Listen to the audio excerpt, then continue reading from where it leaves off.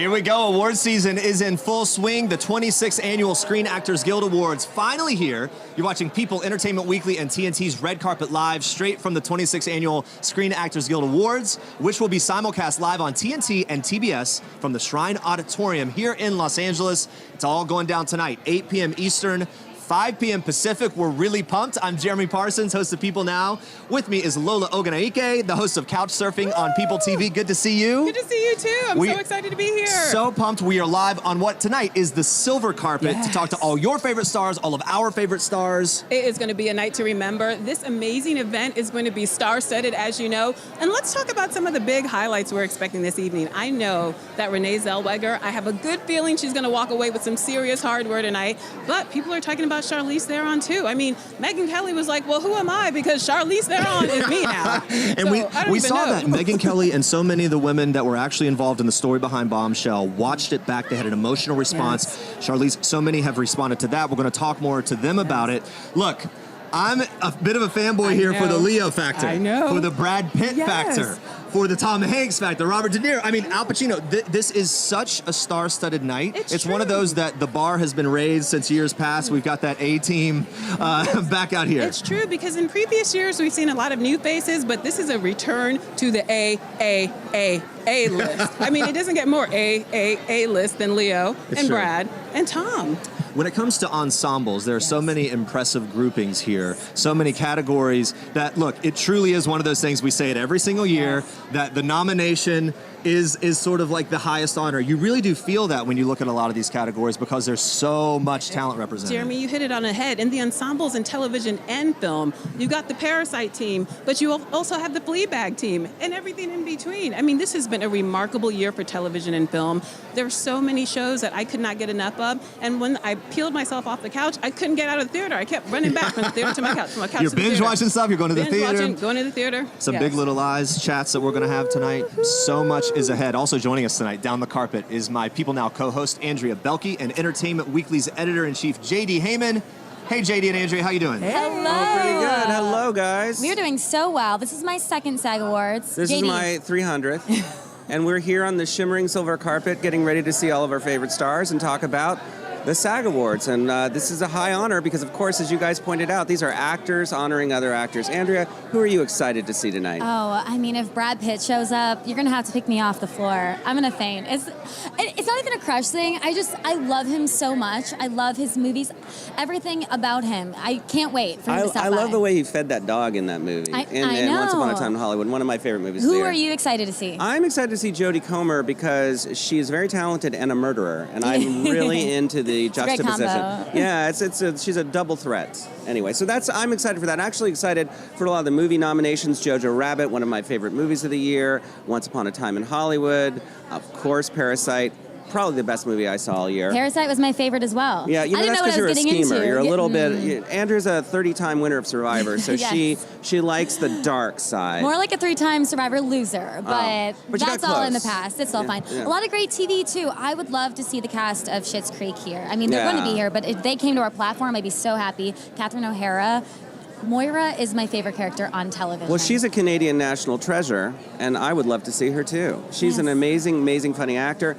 And that's the great thing. There's just so many people in this room that are going to be on this carpet from every walk of showbiz life, from the shows you love to the movies you couldn't wait to see. So it's always exciting to see them all mix it up together. Yeah, I'm excited. All right, back to you, Jeremy and Lola. All right, here we go. Can we talk about some of the bling? Of course. Oh my goodness. Absolutely talk about it. I got to spend the This is a woman who needs no introduction. Yeah, but here we for go. those of you who do not know, this is Jenna Lyons. Yeah, former president, creative director of J. Crew, Jenna Lyons. There we go. The chicest woman on the planet. Let's talk about this. Yes. Okay, yeah, bring it in. Based on what you've she's seen. my friend, but that's not the point. Based on what you have seen so far, what are some of the looks that you're expecting, that you're excited to see tonight? I mean, the thing I've been loving is new for me is the tulle. I haven't seen so much tulle in a long time, and it feels like it's totally been reinvented. It doesn't look like princess dresses anymore. It's become chic and more elegant. And also like bold color, which of course works for me. I love color. So Jodie Comer's dress, I think you saw the Golden Globes, that beautiful jade green, the fuchsia shoes, and the leather, beautiful feather bag. And then the reinvention of the tuxedo, which is my personal favorite. So About time, right? Yeah, that the yes, guys can please. get a little more creative with the Yes, tux. I mean, Rami Malek has been turning it up, and Timothée Chalamet. I mean, it's amazing. Who else has been killing it on the carpet this season? You mentioned Jodie, Timothée Chalamet, always so Yes. great. I mean, I think, as far as I'm concerned, I was really totally blown away by what I saw the other day. I think Phoebe Waller-Bridge is like shaking it up. Really interesting to see her. I love what That pantsuit was extraordinary. She looked beautiful, and I love that it felt not what you would expect. I felt like she actually took a chance and took a risk, and I love seeing people take risks. I think that's been really good. Rami Malek as well, wearing the green velvet blazer, I think was a really chic choice. I think there's been go ahead. I know. I can feel you. Could you feel me? I could feel you. Well, because I just wondered from your perspective when it comes to some of these sort of the A-list actors, like the Leos, again, that I keep referencing, Leonardo DiCaprio, Brad Pitt, Tom Hanks, some of those guys. Do we expect it to be a little safe territory or maybe a little risk on the tux? I feel like, if you think about Mahershala Ali, again, one of my other favorites, Lupita, another one who's really steps out. I think that people that are sort of breaking the rules are giving people a license, and I think. But I do kind of love the fact that it's the younger, sort of new people to the scene that are breaking the rules. That makes sense to me. I get it. Like, it takes a lot to sort of break the rules, and I think you need license sometimes. And Leo's been on the red carpet how many times? Right. It's probably old hat for him, but for Timothée, he's like, this is his moment. He's not just shaping himself as a movie star, he's shaping himself as a style star, which I love. It's exciting to see. Yeah. You know who's killing it on the red carpet today? Jeremy Parsons, style star. Oh, yes. Okay. Oh, Little yes. frock Oh, melton. yes. And Lola, oh, yes. how about Lola in this bow? I'm Check doing that a out. little Look at something. this. A little something. Okay. Bow down. Bow down. That's right. We're all bowing down to that. Killing it. Killing it. You both look stunning. Thank you. Thank you Now, so Jenna, much. you designed the official SAG Awards photo booth. Talk to me about your creative inspiration. How'd you come to be a part of this project? Walk me through it. Yeah, I think, so believe it or not, much to my mother's deep excitement, I'm launching a show later this year. Terrifying. And it's really focusing around fashion, home, and beauty. And so this seemed like a great opportunity to sort of showcase some of the things and my perspective around those things. And so I decided to do a booth. I've never done it before. It was very nerve-wracking. Do you see the sweat? You Yeah, killed right. it. No, You okay, come killed on. it. It is No, interesting to hear you that you get don't nervous about sweat. something like that, though, because you are so good I at it. live in the land of nervous. Yeah. I literally. Well- but it was fun. So Michelle Obama is obsessed with you. How do you live in the land of nervous when you've just the first lady repeatedly? I think that's a mutual admiration society. If she's obsessed with me, I'm deeply obsessed with her. The whole royal Well, thing. thank you so much for talking Thank to you us. for having me. It's gonna a be- pleasure. It's so exciting to be here. I can't believe it. Yeah, Happy well, SAG we're very Awards. excited, too. Also excited down the carpet, Ben Mankiewicz with JD and Andrea. Yes, we are here with Turner Classic Movies primetime host Ben Mankiewicz. How are you feeling today? I'm feeling good. It's not too hot. It's been very hot in years past. It feels pretty good. Mm-hmm. Yeah, I'm pleased. This is always a really fun event. It's nice to see. I'm a sucker for that beginning moment when they all say I'm an actor. And you're reminded that it's an art, but it's a job, and that they all believe in it. And this is a guild, and they look out for each other. I'm always moved by that. There's nothing more collegial or friendly than the acting profession. Everybody's always rooting for each other. No, that's not actually true. But Ben, you've seen 8 billion movies, and this was a great year for film. And Yeah. I know you have strong opinions. And I'm just wondering what you are coming into this show, looking at all these casts coming in, what movie you really kind of are rooting for, you really loved. And please pick a favorite and a least favorite. Sure. No, you don't have to do that. Well, first of all, you have touched on a show that I'm trying to pitch around town called Strong Opinions, where people just sit around the table and yell really aggressive opinions at each other. I think the time is now for a program like that. I liked a lot of movies this year. I thought Once Upon a Time in Hollywood was perfect. So if you ask me if I have a favorite, that's what it is. And I think it has some chance of winning. I was just looking at the odds for the Oscars, and it's really an open field. But those are the two favorites: 1917 and Once Upon a Time in Hollywood. For the actors, I think we kind of know who's going to win. I think Joaquin Phoenix and Renee Zellweger are prohibitive favorites in the movie categories, and Laura Dern and Brad Pitt in the supporting categories. I would be very surprised if it didn't play out like that. Okay. Yeah, we're kind of rooting for Brad Pitt over here on this It's kind of hard platform. not to root for Brad Pitt. I think it's about time that guy caught a break. I know.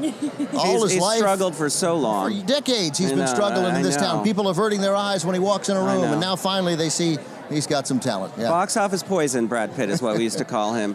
When you're thinking about film and where we are in terms of the movie industry, obviously a lot of challenges to getting people into theaters. One of the things that was exciting about this year in film was that there were some big, sweeping, ambitious movies that were really made for the medium. I'm thinking about 1917 and Once Upon a Time in Hollywood that just had this sort of large canvas. Do you think we're going to see more and more of those kinds of, I would say, like David Lean-esque with 1917, big sweeping kinds of films? Well, you're asking, right, you ask a Turner Classic Movies host whether, first of all, I would like it if we saw more David Lean-esque movies. I think the answer would be yes. I don't know whether we will. I'm actually sort of encouraged by the thought that a big movie, not necessarily an epic on the lean scale like The Irishman, that we just may have to readjust where we expect to see those movies. And that once we can get past the wringing our hands that maybe some of those movies are going to come up first on streaming services, but we still need to think of them as movies, I think we'll be okay. It's certainly in a medium that is dominated by one company that is producing a similar kind of movie, whether you love those movies or don't like them, and a lot of them have great merit as art. It is nice to see Once Upon a Time in Hollywood, The Irishman, Jojo Rabbit, 1917, Two Popes even, all these movies that are being considered at one award show or another, in one category or another, that were really made for grown-ups, and you can certainly throw Little Women, Ford versus Ferrari in that group as well. Yeah. So obviously you've been coming to award shows for a while, but is there one person that would make you fan out the most if you got to meet them? Well, so one of the great things about this job is I've made so many great friends in their people in their 80s or 90s who seem to like me inexplicably. I mean, they like the channel, and then I don't offend them. That's really what's happened. But certainly, I mean, nothing. We had Sophia Loren at our film festival a couple years ago, and that was really, and for everybody who worked at the channel, like all of a sudden the green room, there were like 72 people there, found some reason to be there. And then you couldn't speak to her. Like you just thought, because it's the queen. So I don't know that there's a person on the planet who who will be here tonight who would make me feel the way Sophia Loren did. But I love artists, man, and I like being around them. I like sort of feeding off their energy. And that's one reason why this night is so great. I don't know if it was last year or the year before. I mean, Jason Bateman made me cry with his speech. And so, you never know the moment that's going to catch you. But, I mean, don't get me wrong. There are plenty of people here who who I will get a little, my throat will clam up a little bit, and I'll try to play it cool, but I'll fail. Yeah. This year, like Once Upon a Time in Hollywood, some other films are really celebratory of this industry and of Hollywood itself, which must touch you a little bit. You come from a Hollywood sort of family. Yeah. When did you know for yourself that this would be your métier, that you would want to be watching old movies all the time? When did I know it would be my métier? Yeah, was there a singular moment, an epiphany? Was it Sophia Loren and Houseboat? What was it? I like how I worked Houseboat into that was one. nice, totally. That's the movie where Cary Grant fell in love with Sophia Loren. No, there you go. Who can blame him? It's got a good little so song much in so there. that he took his wife off the picture and put Sophia Loren in it. That's a sign that your marriage is in trouble when your husband fires you from a movie and hires Sophia Loren. I mean, when TCM hired me. No, it was a slow process for me. I grew up in D.C. I grew up in the political wing of my family, and so politics was the thing I cared most about, still care deeply about it, still talk a lot about it. Hard not to throw something in here. I won't. So, it was a slow process. Like, to me, it was like, that's my grandfather, and who wrote Citizen Kane, and my great uncle who won a bunch of Oscars. Like, that was just the L.A. version of the family. And then I came out here and I started seeing how many people had such a deep appreciation for that era and specifically some of the work that my family had done. And then it started feeling like an obligation that I wanted to take on, not an obligation you run from, but something that you're sort of proud to carry on. And it's taken me a while to get comfortable in those shoes, and some days they don't fit exactly right, but I still feel like I ended up in the right place. All right. Thank you so much for stopping by and talking with us. It's rare I get an opportunity to talk about my métier, so it's a thank Anytime. you. This is the Métier Corner. All right, we're going down the carpet. The first award announcement of the night with Logan Browning and Courtney B. Vance. Take it away, Jeremy and Lola. Yep, thank you very much, Andrea. Right now, we are joined by SAG Awards ambassador Logan Browning, hot off that pre-party last night from Entertainment Weekly, and SAG-AFTRA Foundation President Courtney B. Vance. Great to see you both. Courtney, yay. Courtney, this is your first SAG Awards as president of the SAG-AFTRA Foundation. How's it feeling so far? It's an honor, and it's very exciting for all that the that the SAG-AFTRA Foundation has coming to it, and I have some very exciting news for a little later on, so stay tuned for that. Yes. Nice little tease. Wow. I ain't giving you nothing else. Oh, that's just a little something. Yeah, it's just a little something. The stunning Miss Lola over here. I'm no Angela Bassett, but I'm trying. Stunning in her own right. That's yes. right. Thank you so much. Now, Logan, before Courtney keeps gushing about how beautiful I am, can you tell us about your duties as ambassador for the 26th Annual SAG Awards, please? It's been pretty incredible because this is my first time at the SAG Awards. So basically, I get to learn all about the history, all about the proceeds going towards the SAG-AFTRA Foundation, and I also get to attend all of the rollout events. So it's been pretty special for me. That is really cool, really incredible. All right, let's get to the awards here. First up, Courtney going to announce the Outstanding Action Performance by a Stunt Ensemble in a Motion Picture. Take it away, sir. The nominees for Outstanding Action Performance by a Stunt Ensemble in a Motion Picture are Avengers Endgame, Ford v. Ferrari, The Irishman, The Joker, Once Upon a Time in Hollywood. And the winner is... Drum roll, here we go. Avengers Endgame. Woo! All right, let's hear it for Avengers Endgame, everybody. That's Yes. the first award They're of the clapping. night. Very beautiful. First award of the night. Oh, here, I'll grab that There from you you. go. You hold on to that. All right, congratulations to all of them, Avengers. All right, next up, Logan is going to announce Outstanding Action Performance by a Stunt Ensemble in a Comedy or Drama Series. Logan, take it away. Thank you. And the nominees for Outstanding Action Performance by a Stunt Ensemble in a Comedy, or you already read that. Okay, here we go. No, it's official, though. They're You had ready to get the official info. They want to know. We've got Game of Thrones, Glow, Stranger Things, The Walking Dead, and Watchmen. We had our guesses. We'll see here. We did have our guesses. You don't know, right? I don't know. Okay. Wow. Game of Thrones. Yes. Give it up for Game of Thrones, everybody. That's amazing. Dun, dun, dun, dun, dun, Cue the music. dun, dun. That's my show. All right. Congratulations. Yeah, congrats to them. The first SAG Awards of the night just announced right here. Thank you both for joining us. It's good to see you both. Congrats on Thank everything. you. And let's check back in with Andrea and JD down the carpet. Good to The see you. carpet is gearing up. JD, so for people that don't know what happens here at the SAG Awards, what's kind of the order of events here? Well, listen, there's a huge and incredible red carpet, but then we get into it, and of course people know the moving and emotional stories of people who were once waiters and chambermaids and couriers and now are extremely rich and successful and beautiful. And that is the I Am the Actor speeches. Then we get right into it. We'll do one award after another. Of course, these are all acting-driven awards. Don't come here for screenwriting, directing, anything else. They are the only award show that will award an ensemble award, which is interesting, and that kind of gives you some indication of how the Oscars may or may not go, because obviously that's their way of awarding a film project. So that's the general run of show, and then we got the big actor statue everywhere, kind of strangely endowed green Grecian fellow who symbolizes the dramatic arts. There you go. Thank you, There you Dad. have it. Now, we're going to see a lot of people coming down. Do you think we're going to see J-Lo? She's going to be here. She's nominated for Hustlers. Do you think that she would maybe stop? I certainly hope so. I think that would be amazing. She always looks amazing on the red carpet. And this was an incredible performance that she gave. Obviously, people had high hopes for her for getting an Oscar nomination, but this is a huge nomination for her. Golden Globe nominated and SAG nominated. She's going to look spectacular, I know. She never phones that in, so that'll be fun. Yeah. What about TV? I know I mentioned I really love Schitt's Creek. Do you have a favorite TV ensemble that's nominated? Well, I got to say, I mean, there's so many that I love. I do love The Crown, though, and I thought this season The Crown was outstanding. And seeing this new cast of actors playing the royal family, particularly with what's going on currently within the royal family, it's very interesting to watch. And Olivia Colman's one of my all-time favorites. How about you? What are you excited about on TV? Well, I like Barry. I like the Kaminsky Method. There's a lot of TV I really like. Obviously, Fleabag. I'm kind of saying goodbye to Game of Thrones here, but I we're know, gonna see this the is cast it of for Game of them. Thrones. It's the last hurrah. Yeah, and it's great because there are only 75 people in the cast, so they'll all crowd around here, and we'll try to get as many questions in for you as we can. But very exciting to see those people together one last time. Of course, there's a prequel, so maybe some of them will show up in that. All right, back to you, Jeremy and Lola, with a nice champagne toast. Yeah, here we go. Is this the best part of the night?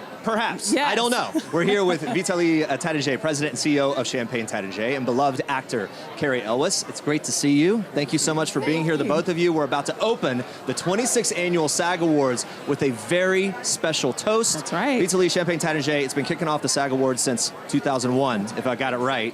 Why is this champagne toast such a fun tradition?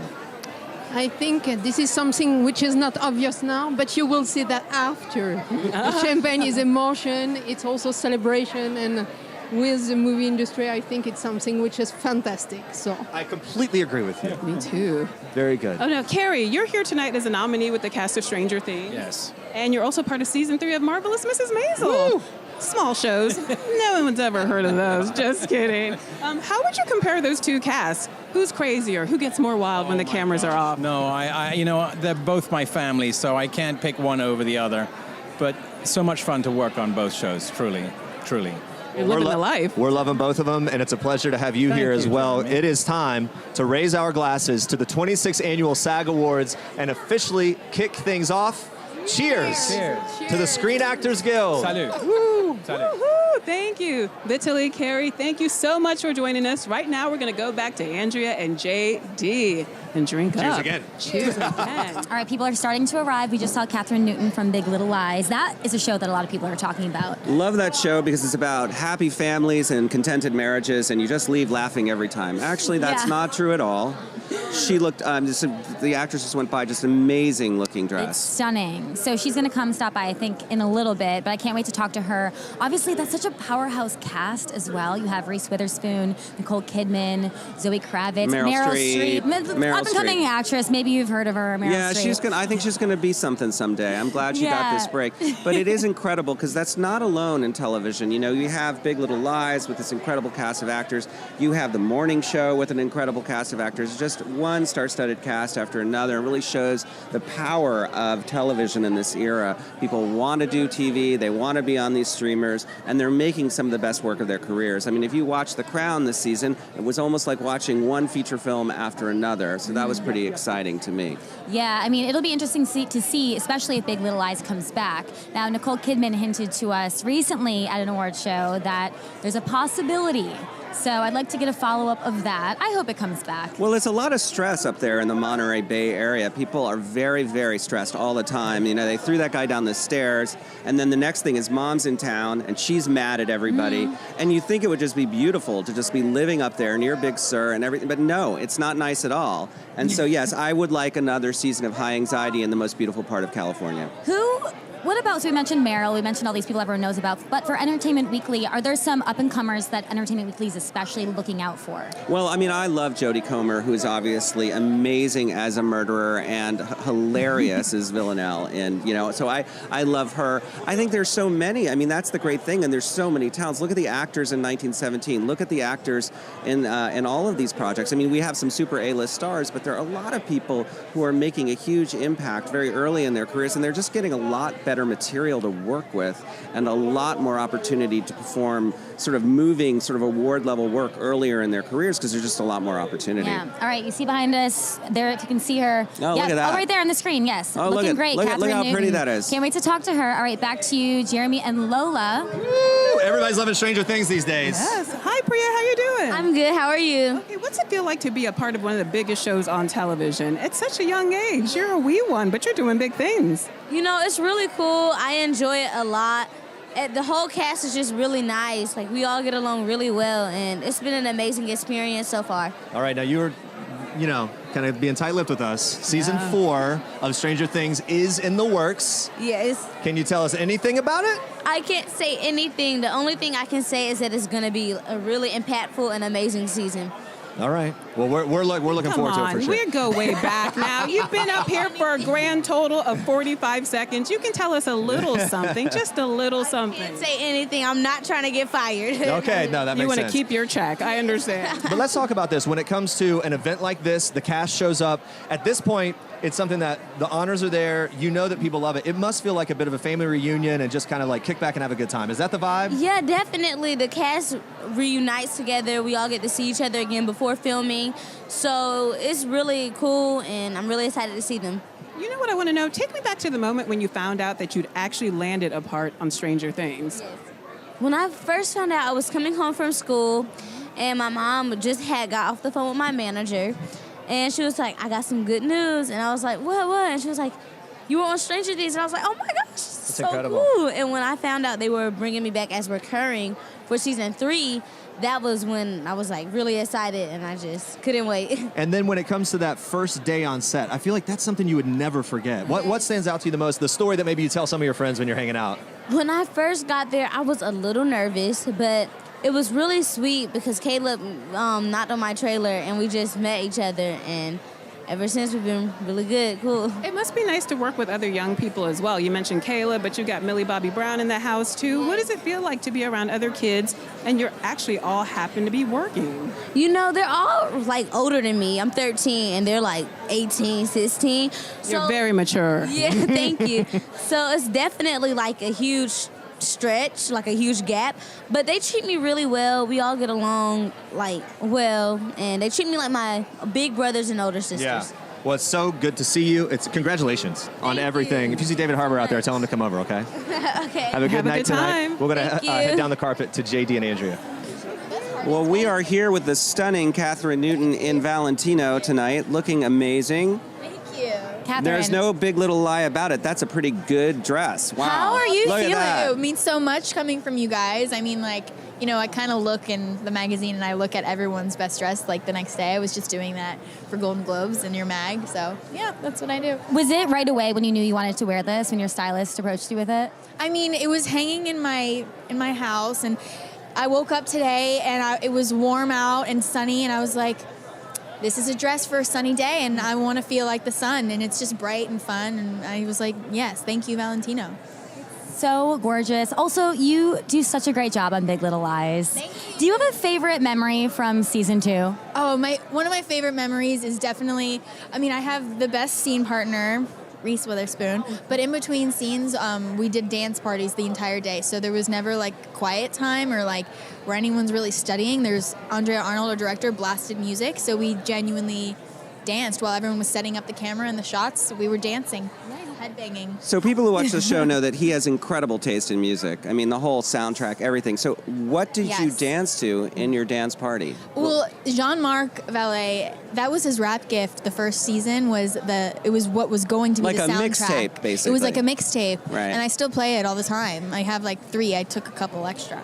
But I don't know, we danced to a lot of hip-hop, actually.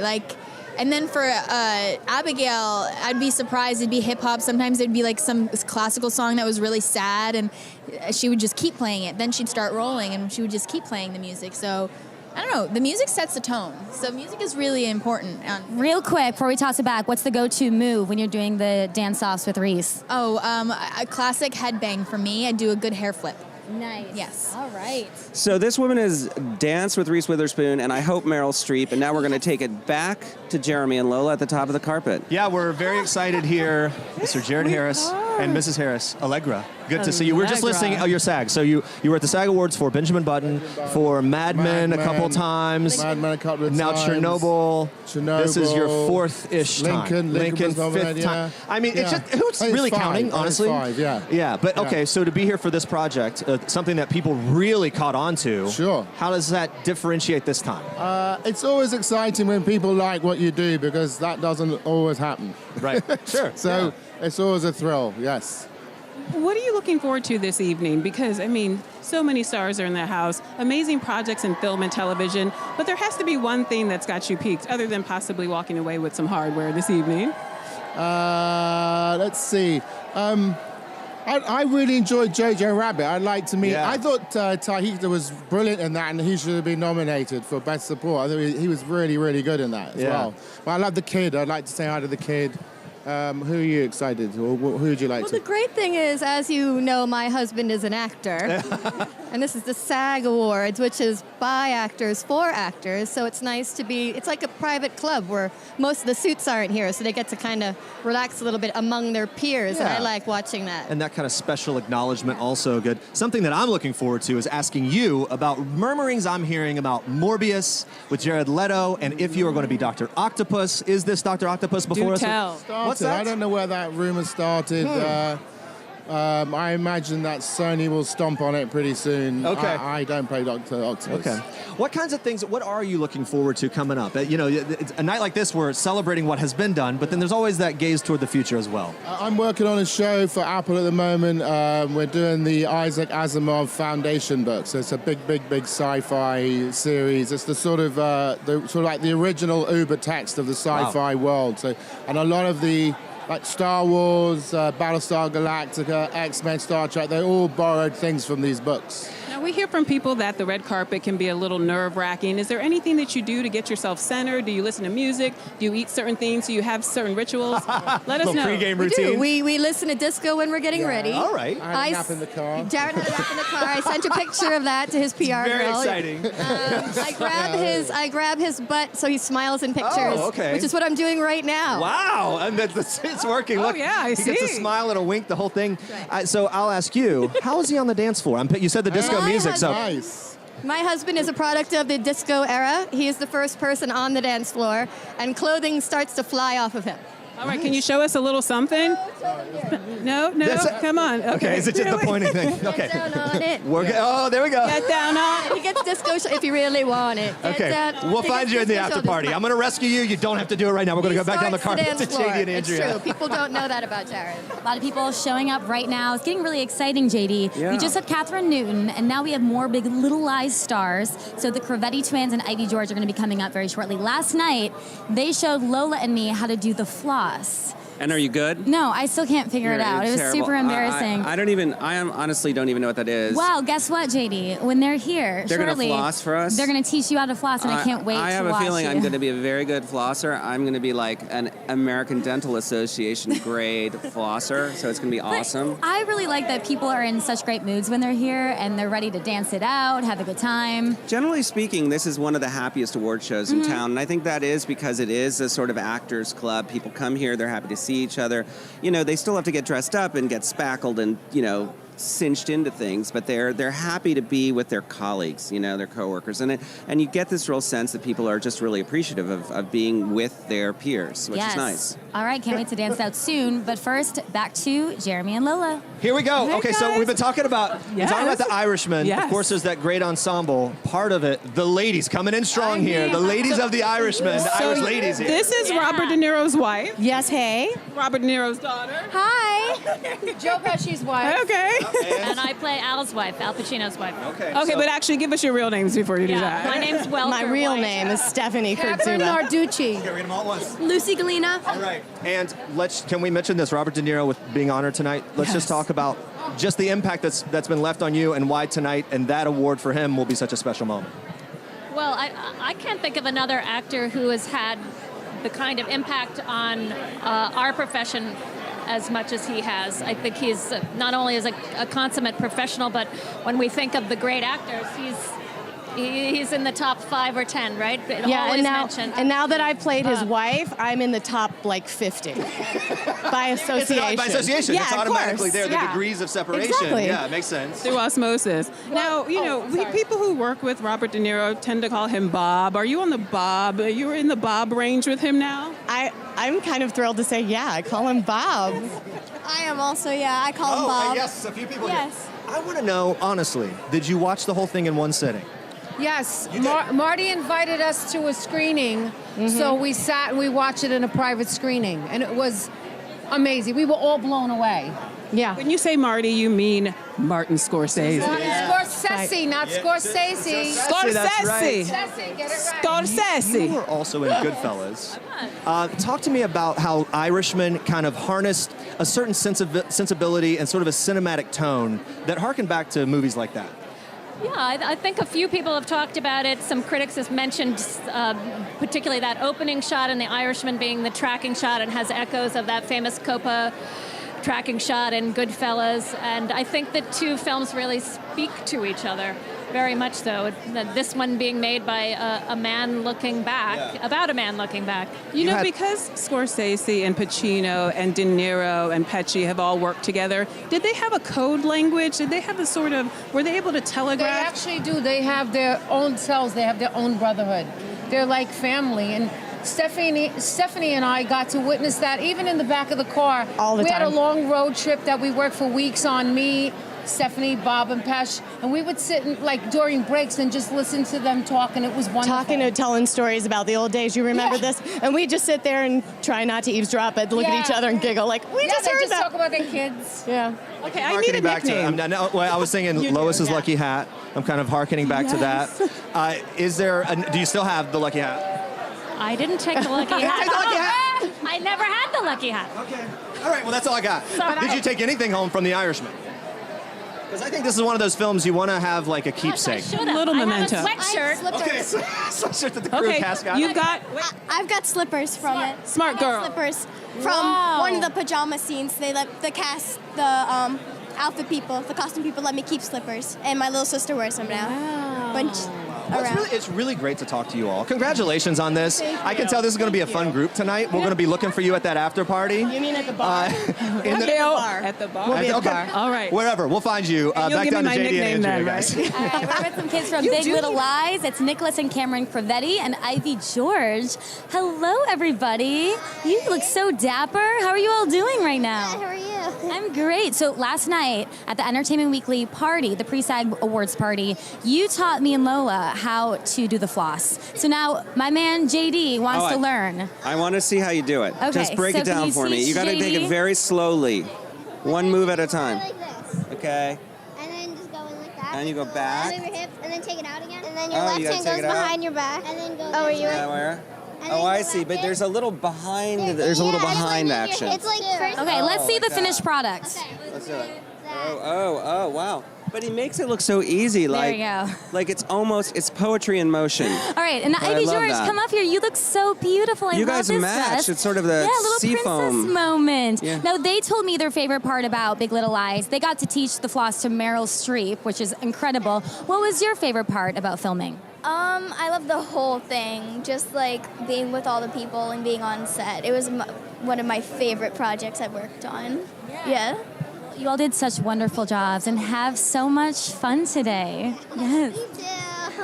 Well, thanks for stopping by, guys. We're going to take it back to the top of the carpet where Jeremy and Lola are with a legendary performer from Live and Let Die to Dr. Quinn, Medicine Woman, the amazing Jane Seymour. Take it away, guys. Jane, we are so happy to have you here. You look fantastic. Thank you. You know, we were at the party last night at EW, and you told us a really, really funny story. You have to share it with the audience today. It involved a little intimate scene. It did. Do tell. So in the Kaminsky Method, I'm playing Alan Arkin's love interest. You know, the idea is that we dated 50 years ago. We've just found each other after 50 years being married to other people who've passed away.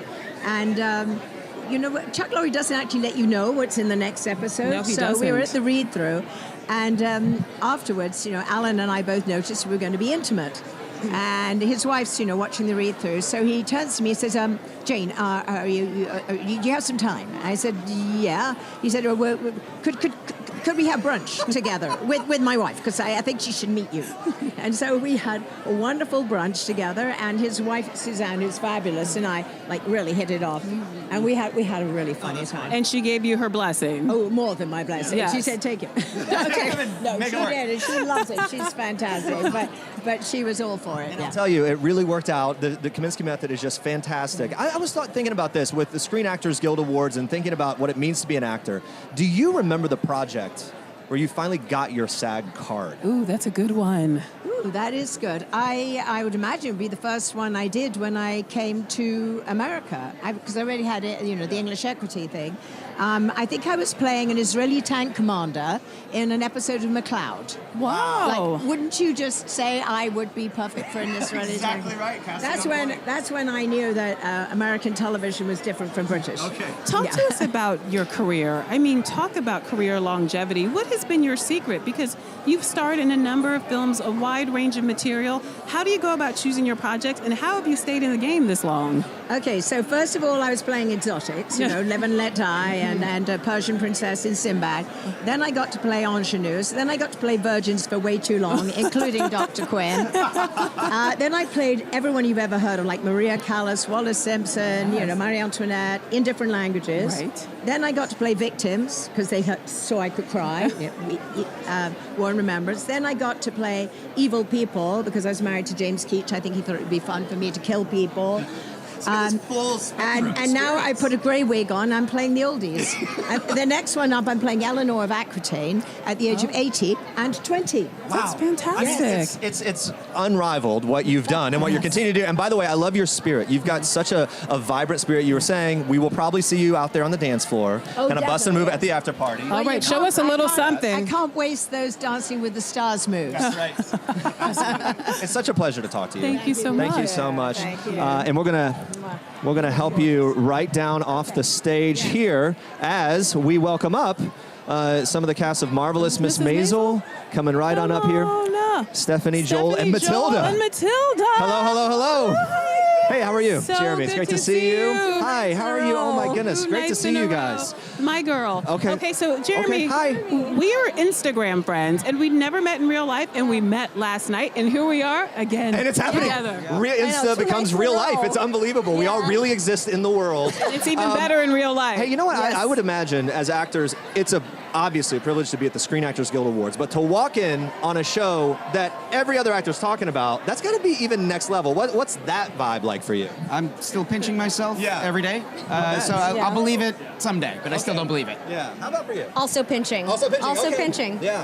Well, take us back to the moment when you found out that you'd landed a role in this show. And when you realized that it was going to be this huge, you were there in the first season, but you all are newcomers. Walk us through. Oh, for me? Yes. Oh, yeah. So when I found out that that I had landed the role that I was going to be recurring, and they picked up the pilot, I was at the gym. I was like half naked. I was wearing like one sock here, and I was just like towel here, and I just started screaming, and all the ladies in the gym were like, like what is happening? Yeah, exactly. And I'm like, 3 years later, I'm just still so grateful. I feel so lucky to be a part of something so wonderful. Like the writing is just so smart. And it's just so funny. And everyone is just so wonderful. Like, it really is family. Well, we know you guys are going to have a great time tonight. Thank you for taking a few minutes with us. There are a lot of people that want to talk to you. We're going to release you to the carpets. And we're going to head on down to Andrea and JD with Bill Patterson. Yeah, we're here with Bill Patterson. Bill, how's it going? I just heard this is your first SAG Award, so how are you feeling? SAG? Well, I'm overwhelmed. I mean, it's just staggering. I didn't think there would be so many people here. I knew it would be big, but not this big. So I'm overwhelmed. And it's taken me by surprise. Yeah. If I look startled, I am. You look a bit startled, but in a good way. In a good way. In a glamorous way. Now you play. I wouldn't say you're the father of the year in this role, and there are a couple moments where you can really see that the father makes a choice, preferring his wife to his daughters. Yeah.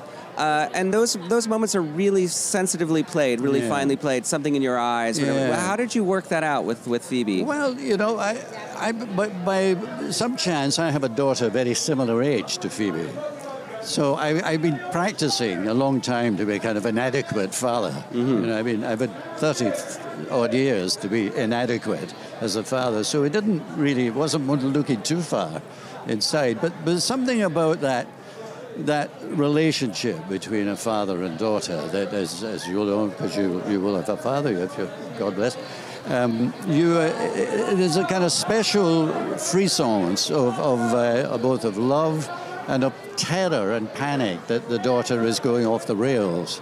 And it's nicely reversed at Fleabag, because sometimes Phoebe thinks Dad is going off the rails. So I think that's the essence of it. Beautifully written, and she never finished a sentence for Dad. He would speak and then run into the sand. So I always had to finish the sentences in my head during the takes. Well, the performance is wonderful and nuanced, and you love the guy and you kind of hate him too at the same time. And your colleague, Andrew Scott, everybody's favorite fox-fearing priest, is at the top of the carpet with Jeremy and Lola. Yeah, here he is, Andrew Scott. Yes, he's the hot priest. I didn't make it up.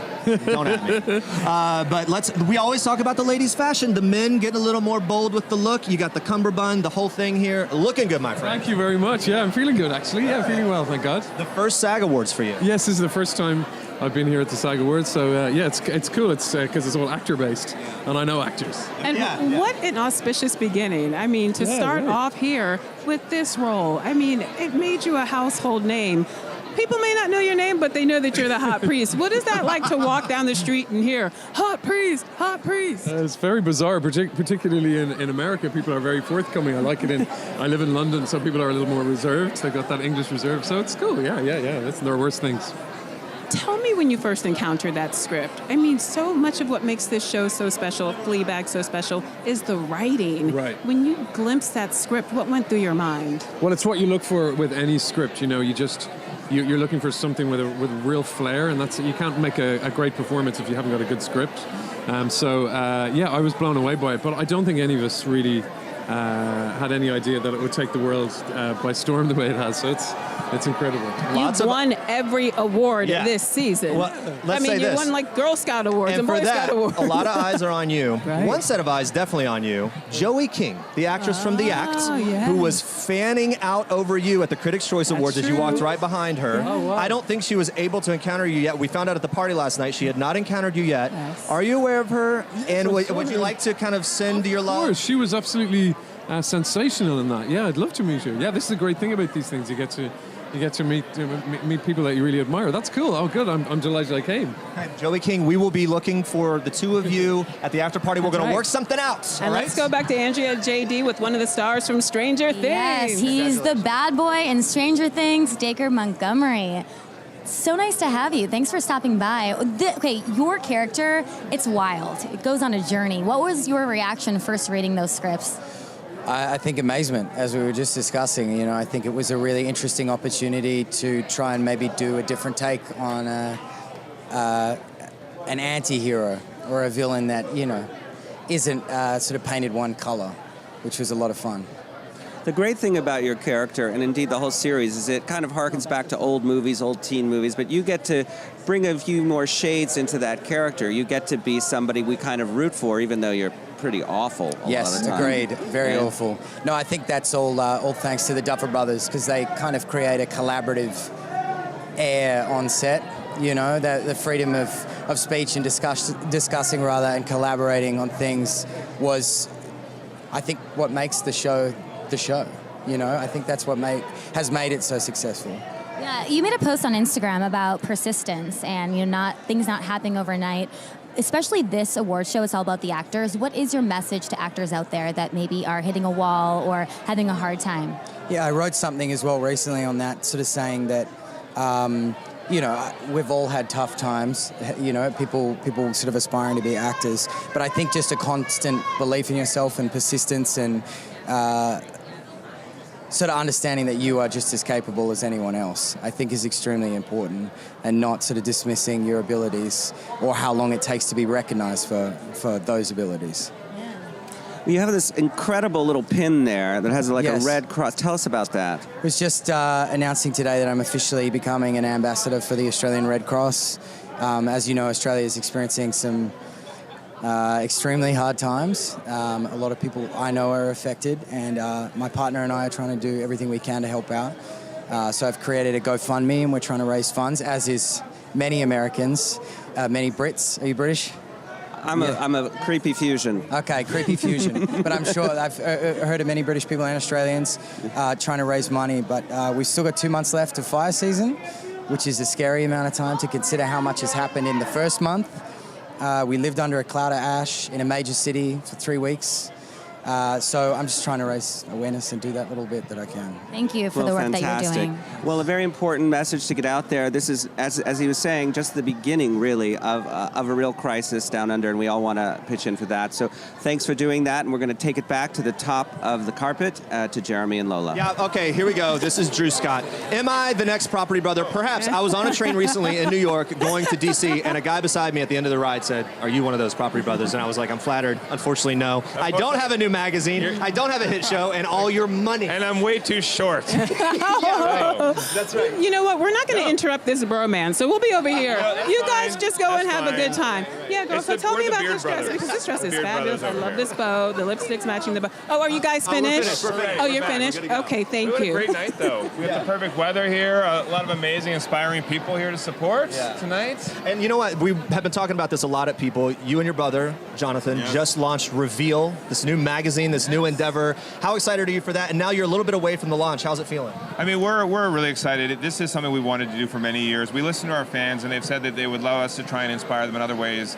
You know, we're at 400 houses now we've done for families on our shows, and the magazine is exactly what our fans were asking for. It's a lifestyle magazine, and it's meant to give people that inspiration in all aspects of their lives, to live your best life. Can I just say this really quickly? I just want to thank you, because if we go back to Property Brothers Season 1, this man's fashion and look has come so far. Oh my God. Look how dialed in. Oh, Linda, you have changed his entire life. Well, it's because of our stylist that we met. We met through his stylist. Yes, that's right. The stylist connected the two of you? You know, it was actually her. Wait, tell us this story. So I need to hear basically, everything. it was during Fashion Week in Toronto, and we were at an event. She brought me to the event. I was the celebrity And model. I was fashion police. And she was fashion police, and so they introduced us, and we here we are now. We've been married a year and a half. So who takes longer to get dressed? No way. I was ready Absolutely first not. today. Linda I takes. was ready first. Okay, maybe to get dressed, I was she's ready very first. fast, but the makeup and everything else, that's a little different. No, Yeah. today I was ready first. If, if we ask this question, who takes longer, Linda, me, or Jonathan? Jonathan, yeah. Or Jonathan and Zoe Deschanel, and then so that's a whole nother thing. I think she's pretty fast. Jonathan's hair, it's just the It's hair. Jonathan's hair. Can you and Jonathan have twin Oh, hair? I so- can relate. It took Jeremy forever to get ready. Guys, there's a lot of people that want to talk to you. They're wrapping us up. Thank you so much. Congrats on everything. Have fun. So good to Left see hand you. right here down the carpet to JD and Andrea, and I'm going to get this handshake in. There we go. All right, we're with our first Game of Thrones actor of the day, Natalie Emmanuel. How are you doing today? I'm good. I'm excited to be here. Yeah. You look gorgeous. Can you tell me a little bit about the look? Yeah, well, it's, very big and has a giant bow. I like to see myself as a giant present, a giant gift. No, it's by Miu Miu, and it's super fun and kind of 60s inspired, and it's fun. It's wonderful. Well, now, I will talk about your last appearance in this show, which was very distressing for many of us. I'm glad to see your neck is intact. Everything's fine. How far in advance did you know that was going to be the way you were going to check out? Before we filmed the season, I knew. Yeah. So I got given the scripts, and I think I was shooting a movie somewhere in Syracuse. And I was on a flight home, and I had all the scripts, and I read them. Well, Game of Thrones is nominated for Best Ensemble, so it's a big reunion, kind of a last hurrah. Who are you most excited to see today and catch up with? Well, I'm happy to see any of my Game of Thrones gang. I've already bumped into Alfie and John and Ben. Like, we've kind of all seen each other. It's just lovely to see everyone. I can't really choose. I mean, a lot of kind of like my gang from the show aren't here, so I will obviously be missing them because it's strange to be at these things without them. Yeah. Is it nice now you're doing you're doing romantic comedy, you're doing contemporary roles. Is it nice not to have to be, in all that kit and doing all that stuff? Do you feel a bit relieved not to have dragons coming over the horizon? Well, to be honest, it was one of the greatest experiences of my life, so I miss it terribly, and I'm doing the kind of period fantasy thing it's so much fun, and I loved it, and I would love to do it again in the future, but it's always fun to mix it up as an actor, like try something on that's more contemporary and try new things, and that's kind of felt right for me after Game of Thrones. I was like, what can I do that's like so different to that? And I landed on 4 weddings and a funeral. Which is delightful. Yes, and we're going to be following along with your career. Thank you so much for stopping by, Natalie. All right, we're going down the carpet. Lola and Jeremy, they have Millie Bobby Brown. Yeah, We are here with Millie Bobby Brown, the chicest woman on the carpet this evening. Walk us through this ensemble. It's extraordinary. Thank you. Well, it's Louis Vuitton. It's everything I kind of wanted. I definitely wanted to go for more of a masculine but very feminine look, and they got it just right as usual. So We were just talking about this. This is my 3rd consecutive SAG Awards, yours as well. So we did this 3 years ago. Talk to me about how much your life has changed in those 3 years. I mean, it's changed drastically. It's also like my forming years of being a teenager. Right? Yeah. So, hair's grown, all things. If you had to say it, who do you, of that cast, it becomes like a family, right? Yeah. Who has been the most formidable role model, friend, person along the way as you've gone through those important years? They're all so special to me in very different ways. Yeah. And Millie, how do you think you've evolved, both as an actor and as a young woman? I think I'm becoming stronger and definitely more, I don't know really. I'd say probably stronger as each, year comes, definitely more, I don't know, I don't really know because it's difficult. I'm still growing, so I don't really, I haven't evaluated that yet, but I'll get back to you when I'm not a teenager. We're all in process. We're all continuing to grow. All right, let's talk loading bar, Loading bar, I love that. Okay, let's talk TV and film. Lots of stellar performances. Other than your own, what performances knocked your socks off this year? The act, Joey King. Mm-hmm. Yeah. Are you friends with her? Do you know her? Have you encountered each other? I love her because she shaved her hair off. Yeah. So we definitely have, our bonds there. Yeah. Have there been like tips and tricks kind of communicated to make that work and the process of getting it all back? That's something, right? Well, Winona Ryder shaved her hair off. I mean, she cut her hair when she was younger. So she always told me there's going to be a stage where, it's going to have like that really weird, like mid-length. Yeah. So I definitely got told and that was a thing, by the way. Can we quickly talk about that last day of shooting on Stranger Things? We were just mentioning this and how emotional it was for you. Just kind of sum that up for us. Yeah, I mean, it's a family. You're working for 8 to 9 months straight. You form such great relationships, and then you're just leaving each other. So it's always so emotional. But we're ready to get back to shooting. And you'll stay in touch, and you've got group chat, so yeah. We definitely do. Okay. Well, thank you so much for being here. We're going to go back to Andrea and JD. Hey, guys. All right, we're here with Oti Begbenle from The Handmaid's Tale. You look great. How are you feeling? Oh, yeah, I'm feeling pretty good. I'm happy. This is an agbada. It's like a Nigerian type of dress. It's not a dress, but a type of, It's very breathable. It looks very comfortable, very elegant. Yeah, it's takes easy. you from day right into evening. Right, and then you can hide your hands and just like very hide important food there in case you get hungry. Yeah. Options. Now we know season 4 of The Handmaid's Tale, you're starting to film in March. Is June going to get out of Gilead? What's going on? Do you think I can tell you that? They would come after me if I get that information out. To be honest, I have a feeling that they're going to shake stuff up in season 4. Like, I think it's going to be a season like no other. I've had little sneak peeks and I'm like, okay, oh wow, okay. So it's like, it's going to get intense. If it's not already intense. It's the most intense show ever. It was so light and fun before. There can be a few musical numbers this year. I was about to say. Yeah. So the musical version of Handmaid's Tale set in a candy-colored Toronto of the future. Right. Next March. I can get my tap dancing on. Excellent. I do hear that the cast does dance a lot. All right, we got to go down the carpet to Jeremy and Lola. Take it away. Oh, Ashley Lathrop is here. Everybody's dancing it in. Yes, it's a party. It's a party. It's a party. Speaking of party, business in the front, party in the back. There yes, this by dress the way, both is of you phenomenal. have kind of the back thing. Well, I mean, if you want me to, bam. There we go. It's amazing. How do you feel today? You look divine. Thank and you. you've got a great energy. So how are you feeling? I mean, this silver carpet is lit. I am thrilled to be here. I am thrilled to be here with the people that are here. I'm very excited. What do you have coming up that you're most excited about? Tonight's obviously a night of celebration, but there's always that like future look and what we're kind of moving toward. In terms of working, I just finished a show called Utopia for Amazon, and that's coming out this summer. So I'm very, very excited. Give me a sense of the tone and feel of that. It's like a friendship-based whodunit, crime, thrilling. There's a lot of elements to it. I like it. Sufficiently. Yes. Hey, have a great night tonight. Thank you. Have fun down there. We're going down the carpet where we have, I think, Gaten from Stranger Things. It's Gaten Matarazzo in the house. What's up, Gaten? How you feeling? Great. I'm excited. It's great to be back. What is it like when you come to these things and you see the Stranger Things cast? Is it a really fun reunion? Oh yeah. Well, I haven't seen them in forever. Since it's been way too long. I mean, I haven't seen some of them since our last press tour for season 3. And so it's been a while, and I'm really glad to be back. It's great. I just saw Millie down over there, and I haven't seen her in forever, so it's great. Well, you guys, I mean, ever since I first met you, you all seem to get along really, really well. Always. And I just don't believe it. No. Who It's do all you acting. really It's all- who despise do I on the cast? despise? There's this kid, Finn. Yeah. We're gonna tell him that you said that. Do it. So we also know that season 4, it has been announced. So your publicist said you could spoil the whole thing. So Right? Actually, it's funny. I haven't read any of it. We have like half the season already. I haven't read any of it for the sole purpose that I know I'll probably spoil something. I don't want to read it until we do the table read.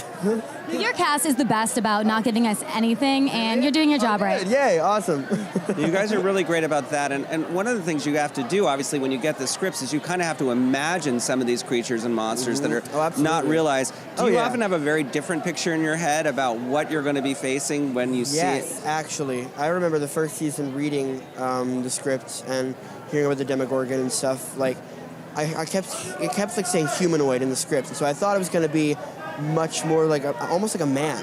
That was just like a really big dude, in a way, like a really scary looking big guy that had like claws and teeth and stuff. But like now they call him like Tulip Head because his face opens up like a flower. It freaked me out when I first saw the concept art. And it freaks out when we watch it.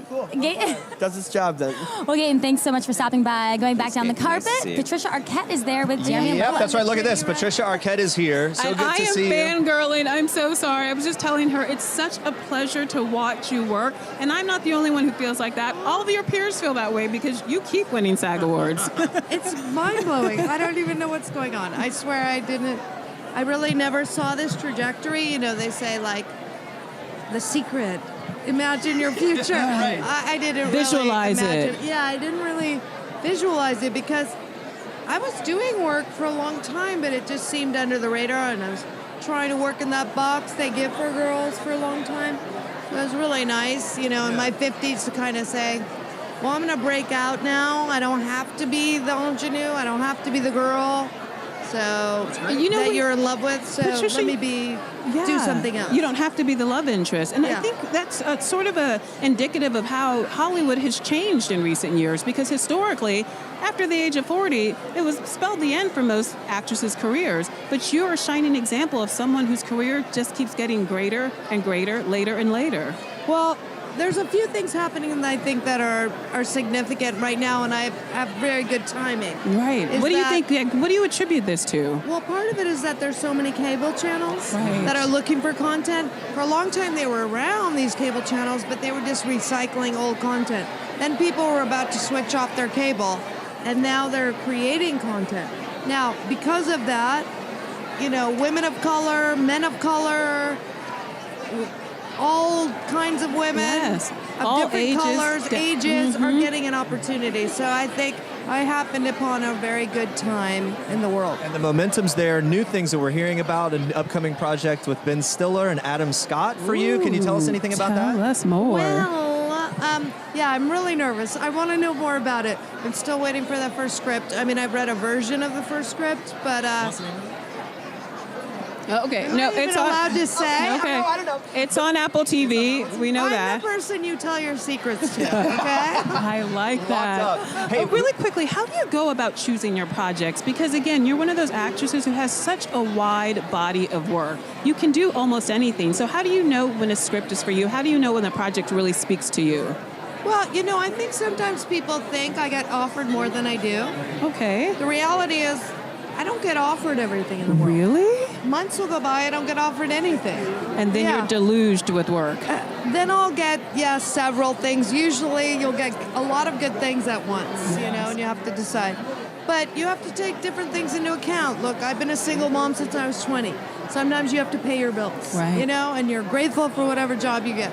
sometimes you're overwhelmed, your body's worn down, and you need to make adjustments because of that.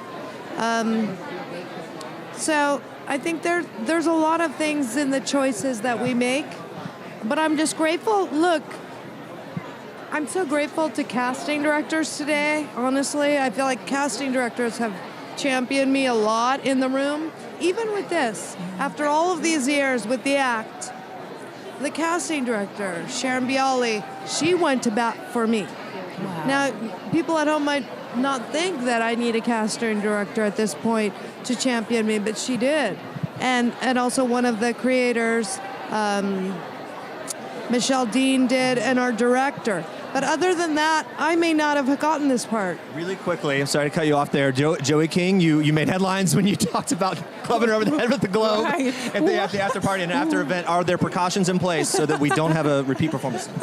Why wouldn't there be a repeat performance? Listen, I'm a method actor, right? Okay, right. No, I'm just kidding. So should you win tonight, are we all have to be club her? careful. Do we? Look, this could be used as a club. Boom. When you see Joey King, I expect boom. That's no. from you. Okay, got it. No, Perfect. I'm just kidding. I love my Joey King, and no, that was, I mean, if you look at the video, it was half club and half headbutt. Yeah, so, I mean, we both contributed to that violent Patricia Arquette, the most lovely and violent woman in Hollywood, thank you so much for being here. That's the best title I've ever gotten. Have a great night tonight. I love you. Thank you so much. Congrats on everything. And we'll toss back down to JD and Andrea. Wow, it's getting wild down the carpet. Gotten kind of crazy All right, here, we but have a party going on here. Casey Thomas Brown, Sarah Baker, Melissa Tang, and Jenna Ling Adams from the Kaminsky Method. How are you all doing? Great. Yeah. Just happy to be here. Completely surreal. You are all so funny on the Kaminsky Method. Your scenes with Paul Reiser. What's been your favorite memory working with him? I mean, he's like legendary TV actor. The best was when I was talking to Chuck Lorre and he was like, "Oh, you're gonna have a love interest this season." I was like, "Oh, okay, cool." He's like, "Yeah, it's Paul Reiser," and I was like, "Okay." And I was like, "Well, Paul Reiser's, he's older than me, but he's super cute." And they were like, "No, we're gonna put a wispy ponytail, a bald cap, and like a little paunch on him." I was like, "Okay, all right, okay." But he is so funny, and his character is perfect foil for both me and Michael's character. So good. For the rest of you, I want to know what's been the coolest or wildest or funniest thing you've been able to do on the show? I mean, honestly, it's been amazing taking turns as acting students in the class. We're all together for all of the episodes, and then we each take a turn and do a monologue or a scene, and we're really there to support each other, and that's been the most amazing experience on my end. But I think the most amazing thing for all of us was watching the day that Allison Janney came to class. With Michael and saw how Michael just wanted to step up his game and really just kind of get ready for her in a way that was so exciting to watch and see and be a part of. It was just crazy to be in a scene with both of them. I got to call Michael a very dirty word that was very gratifying. I love it. Well, on that note, and you can Google what that word was, we're going to go back to the top of the carpet where they have Jarrell Jerome from When They See Us. Yeah, Jarrell Jerome's here. Here he is. Hey. And the man, let's put together and look at that ring. There it is. That's the pose right there. Hold on. Here we go. Ooh, now you're talking. Looking good. Looks like a little Bulgari to me. Is that right? You're absolutely correct. You know your jewels. My jewels. You know what else? I know a damn good performance, and you were stellar in When They See Us. Ava DuVernay, I mean, I know that she's a dream to work with, but I can't even imagine what that script must have looked like. And how did you know that you wanted to take on that project? Oh, man. I mean, everything about it was just a huge sign for me, just in terms of where the story is, so close to home. I'm from the Bronx, so Central Park not being too far away, Harlem not being too far away, and just I felt like I saw my own friends in each of those boys. I saw myself when I looked in the mirror, when I read the script. It was my worst nightmares. It was everything I didn't want to go through. So I knew that it would be a challenge for me to tap into that. And then meeting Corey himself was even harder, but even more of validation for me to say, yes, this is something I want to take on and make sure I do this right. Man, Jarrell, it's so such much. a pleasure to talk to you. Yes. We've been following along. You're one of our favorites. You've got so much good stuff going. We know you've got many big projects ahead. Thank you for taking some time out for us tonight, man. Thank you. Yeah, have a good time tonight. And I think we are going to stay right here. Mr. Robert De Niro joins us live, being honored tonight. Robert De Niro. Come right on up. Hello, sir. How are you? I'm Jeremy. It's great to talk to you. I'm Lola. So good to see you. Man. How are you? Okay, thank you. Okay. When I look at your career just from a fan's perspective, it's just incredible, and obviously the new things that you keep on doing. Talk to me about what a recognition tonight means to you at this phase of your career and the things that have been going on. Well, I'm honored to be to get the award. It's that simple. Yeah. You know, it's to be honored by your peers, and it's I don't even know what to say. Yeah. If you were stranded on a desert island and could only take 3 Robert De Niro films with you, which ones would they be? I know mine, but I'm curious to hear yours.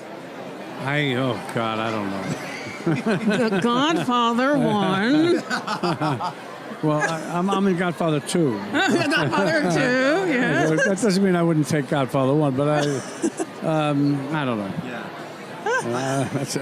I heard that Al Pacino sent you a nice email after the completion of The Irishman.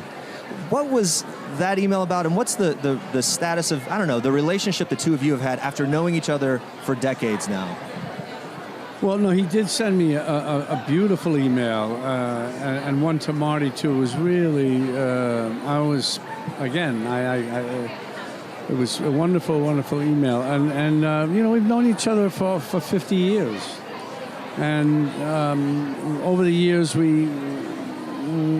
because we found ourselves in the same type of situation, we would compare notes. Give each other advice about how to handle a thing, a situation, whatever, because we felt close in that way and had an understanding. So that was a great thing for us over the years to be able to rely on. Mr. De Niro, thank you so much for being Such here. a pleasure. We are honored Thank to you. be in the same space with you. Have a wonderful evening. How come you don't wear any socks? My stylist told me you go with no socks these days, my friend. I don't know. What are we doing? Can't trust a man who doesn't wear socks. I know, exactly. Can't trust a man who shows up late to a meeting and who doesn't wear socks. There you go. Have a great night tonight. Wow, such an incredible moment, I Back guess. to Robert De Andrew Niro and JD, comment on the noticing sauce your here. socks. Andrew, JD, take it away. Legend. Incredible. Yes, all right. We're here with Chloe Coleman from Big Little Lies. I saw you last night. You were in a really pink frilly dress, and now you're mixing it up. Tell me about this look. I actually got to be dressed in Burberry, so I get to wear this beautiful navy suit. I mean, I really like it. You know, I saw it and I'm like, yeah, I have to wear this, you know, because going from the pink dress, I just wanted to mix it up. So Yeah, and I heard you were dancing it up last night at the Entertainment Weekly party. Tell me about that dance-off. we had some fun dancing. We hung out with Julia Butters. She's so sweet, and they played the best songs, 80s, everything. So just getting my dance on. I love that you love the 80s, because I know you weren't alive then. Well, I mean, they have some good music, you know? Yeah. I mean, Bohemian Rhapsody, Queen, all that stuff. So Bohemian Rhapsody, is that your favorite? What's your favorite dance track? That's not really a dance track, I mean, Bohemian you know, Rhapsody. when you do listen to 80s, it kind of, you know, really makes you dance. Like nowadays, music is so good. And then, you know, when you go back to the 80s, then you can really dance. So, Well, I don't remember the 80s at all because it was a long time before me. But I know the people at the top of the red carpet probably have some insights into the era of Cyndi Lauper and Duran Duran, so I'm going to toss it back to them. All right, guys, here with the cast of The Crown. Hello, hello. How are you guys? Hello. Hey. Very well, thank you. You were just saying, you walked up and you said, Robert De Niro was just here. You're breathing the same air. I'm trying to get it in my lungs. Yeah. And treasure it forever. What did we say? Get it in the lungs. You might meet him. Yeah, this is the best thing about these things, is we get to meet heroes. Yeah. Talk about that. And who would be the hero moment for you tonight? I forgot to look at the list. Okay. Yeah. Can I tell you after? Well, yeah, and I think you're that moment for many of us. Let's just say that. I'm just going to put it out there. No, Let's say that. You know, For us, he actually is. I mean, you guys seriously. And we are for you?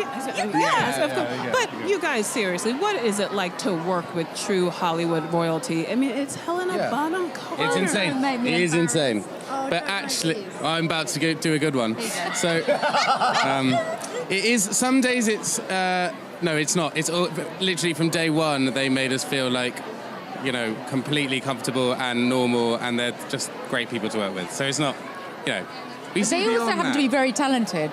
Both of these people are amazingly talented. So I will say this about just generally being part of this production, which has been like such a happy job for me.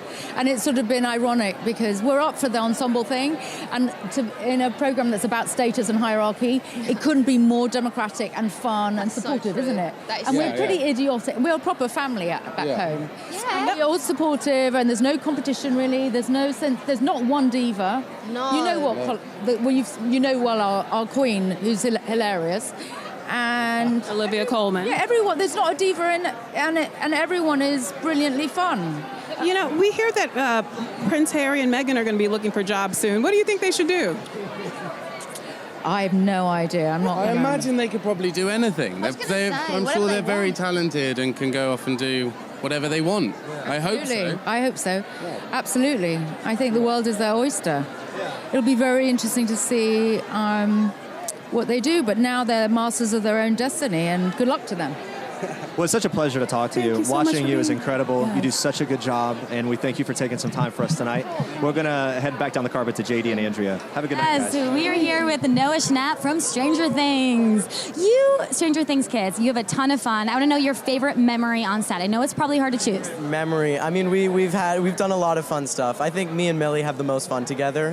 One time we got stuck in a chair. That was definitely a highlight. We've pulled a million pranks on our fellow crew members. Best prank. Times, yeah. Best prank. We told one of the crew members her wedding was canceled, and she started crying. That was a pretty good one. No, but yeah. How did you manage to do that? Well, it's like our proudest prank. I was like her manager, and we called them on the phone, and we were right next to her, like looking at her, and she was bawling, and it was kind of bad. But we told her after, and she was okay. But So she got over it? Yeah, she got over it. Yeah. Season 4 on its way. I mean, are you totally stoked to get back with everybody? Yes, of course. I'm so excited. I've been looking forward to it for all year now, and it's coming up now. We're starting so soon. I can't say anything about it, but it's going to be good. I read the first 4 episodes. They're really good, yeah. So, yes? Yes, yeah. So, in your up till this season, what has been the most intense moment for you as an actor on Stranger Things? There's a lot of intense moments. Yeah, there's a lot. I mean, I feel like in season 2, probably, it's been pretty intense. I had a scene, like the seizure, where I'm like on the ground. It was crazy. But it's a lot of like late night shoots. It can all be really intense. Yeah. But it's worth it. How are you guys going to party it up if you win today? Well, we were all talking about it. We're going to party hard. This is our favorite one, so we're all really excited. Yeah. Yeah. Well, congratulations on everything. Thank you so much. Well, listen, I would not recommend telling somebody that their wedding is canceled for No, fun. that was actually really cruel. That's pretty mean. Stop it now, then. But nevertheless, they're all laughing about it now. And you know where they are laughing too? At the top of the red carpet with the cast of Game of Thrones. Well, one person anyway, you're on hot off a flight from Copenhagen. Exactly. When did you land? 2 hours ago. What? I had to skip the whole line in costume just to get here in time. And you look So I'm a little bit tired. And how many times a day do you hear, "You're on"? I mean, No, you know what I get most now is like, why did you guys fuck up season 8? Whoa! Boom. Well, censor, that's okay. fine. That's fine. So if we're gonna go there, We would do that in Europe. In Europe, we can say that. I'm tired. Fresh off the plane from Copenhagen, guys. Excuse. There's a little time lapse. it's not live. It's not live. Don't worry about it. There's no differential. You lose the filter. But Wait, what do you think of it? You know, the ending was a bit controversial. How do you It handle was. that No, as we someone loved who the is ending. so okay? Tell me. No, Yes. but the thing is, when we had the read-through in Belfast, like a year and 2.5 years ago, we ended up standing and doing like a standing ovation for 15, 20 minutes. It was a perfect ending, but people were upset because an error finished. And I kind of get it. I was a big fan of the show before I started it, and I became a part of it. And if it had ended in that way, I would have been angry as well because, when something you like so much says no, Yes. it's like a breakup. And Game of Thrones broke up with millions of people all over the world, and they got upset. But at least you didn't ghost. You told us we were breaking up. Exactly. And quickly, who are you saying the most tight-knit with post Game of Thrones? What do you mean? From the cast. More or less all of them. We have this thread where we all write to each other on social medias, which I'm not good at social media. So right. Well, Thank we're you out so of time much here. for being here. Go get some sleep. Go get some sleep. Hilo, thank you for being here. It's good to talk to you. Thank Down the you carpet so to much. JD and Andrea. Typing that thing again. You saw it. There we go. All right, here with David Diggs. Hello, how are you feeling? Great.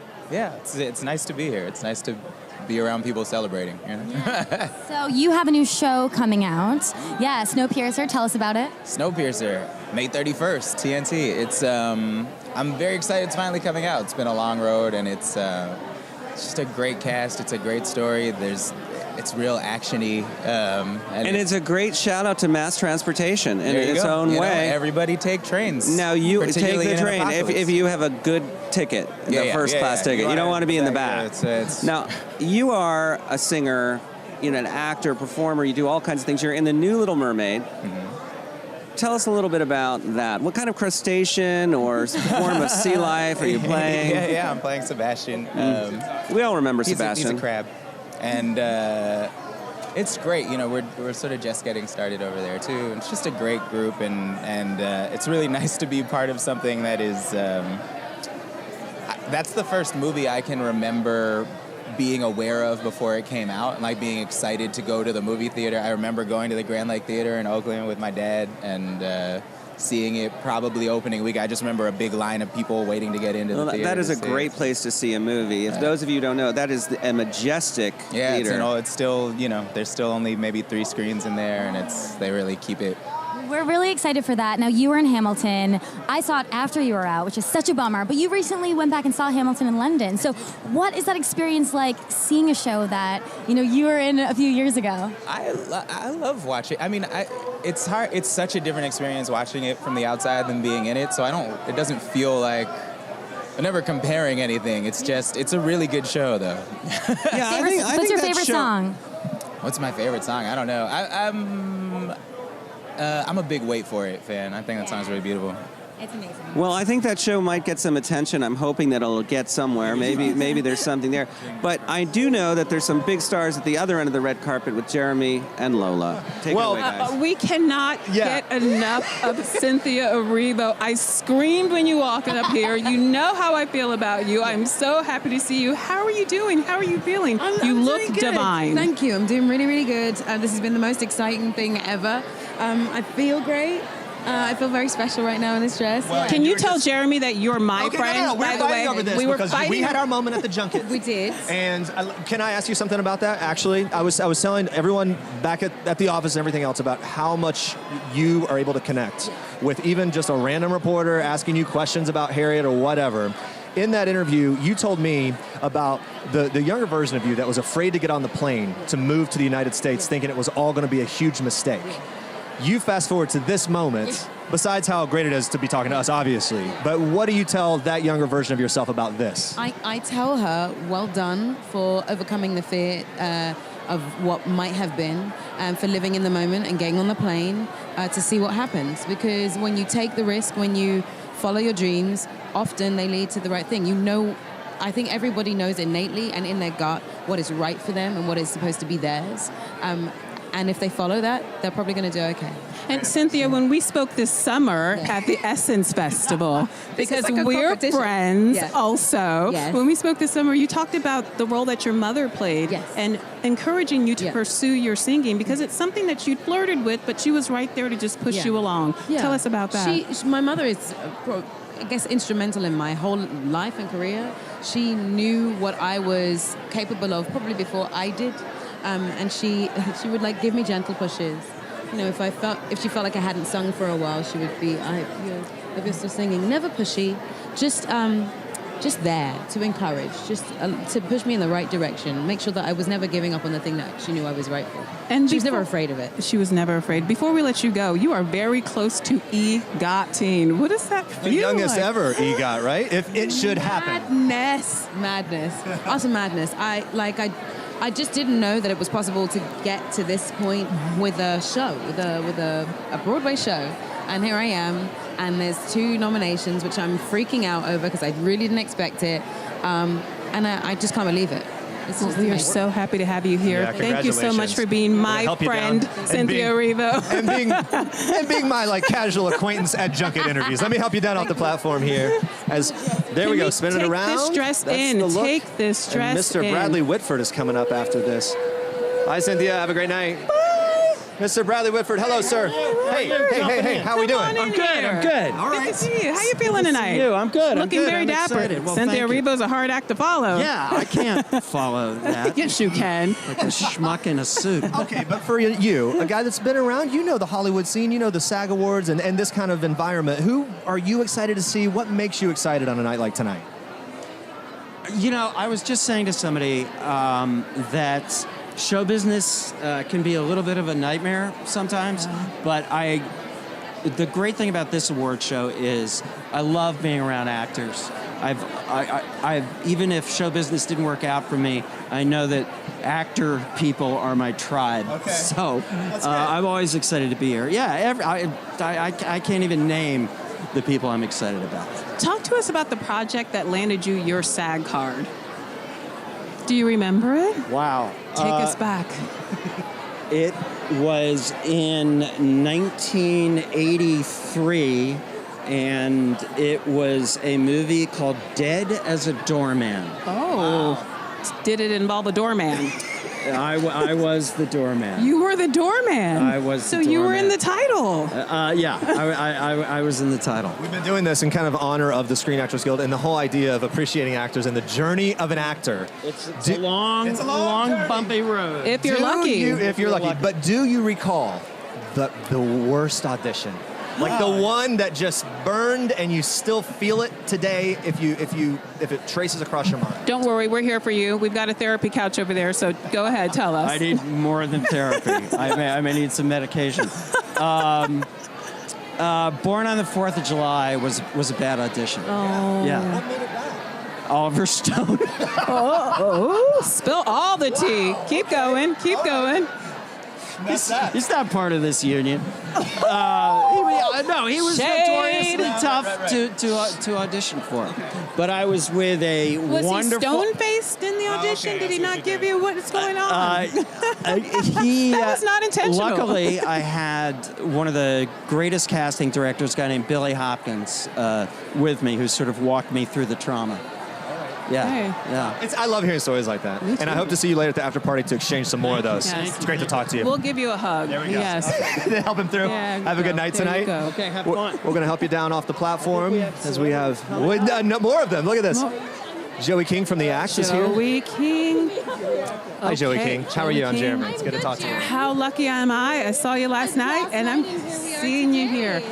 We talked about your transformation yesterday, but you've got to share this story with the audience. You shaved your head, you donned false teeth, you dove right in, and you talked about how transforming in that way felt so special for you, just having that opportunity to really dive deep. Talk to us about that. I feel so fortunate to have been able to have the opportunity to play Gypsy, to even be considered for the role of Gypsy.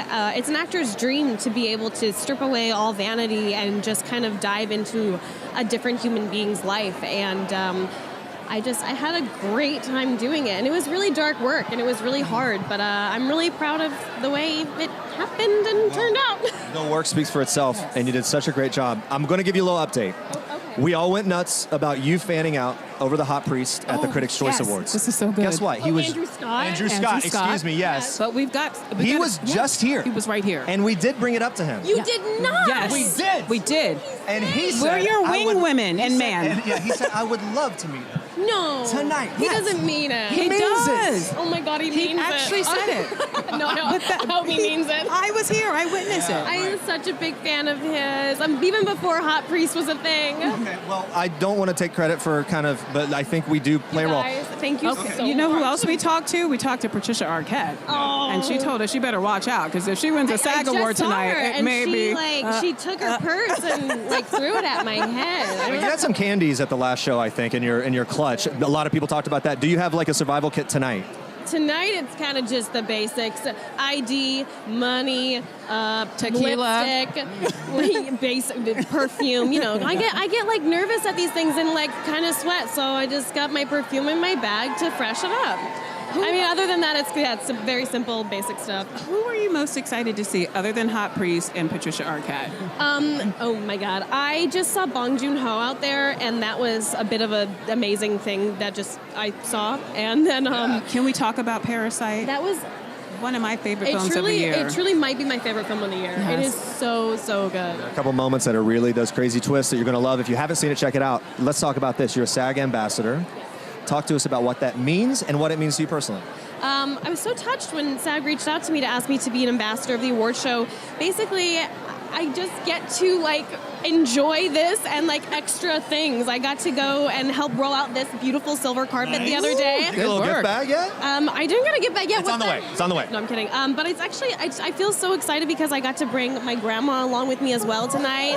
And what's your grandma make of all this? Has she been in this kind of environment a lot before? I mean, just growing up, I kind of been going to different events and stuff, but this is a whole new. This is my mom and grandma. Come on, Grandma. Come on, Mom. Grandma, Come Grandma, on, Grandma, come on, Grandma. We're live right now, Grandma. Come on. Come on. Look at this. You can't say no. Hello. Come on. I was just asking Grandma this. in Come on, the Mom. house. We have the whole family affair. But talk to us about how proud you are of your granddaughter. She not only is she talented, she's the sweetest thing.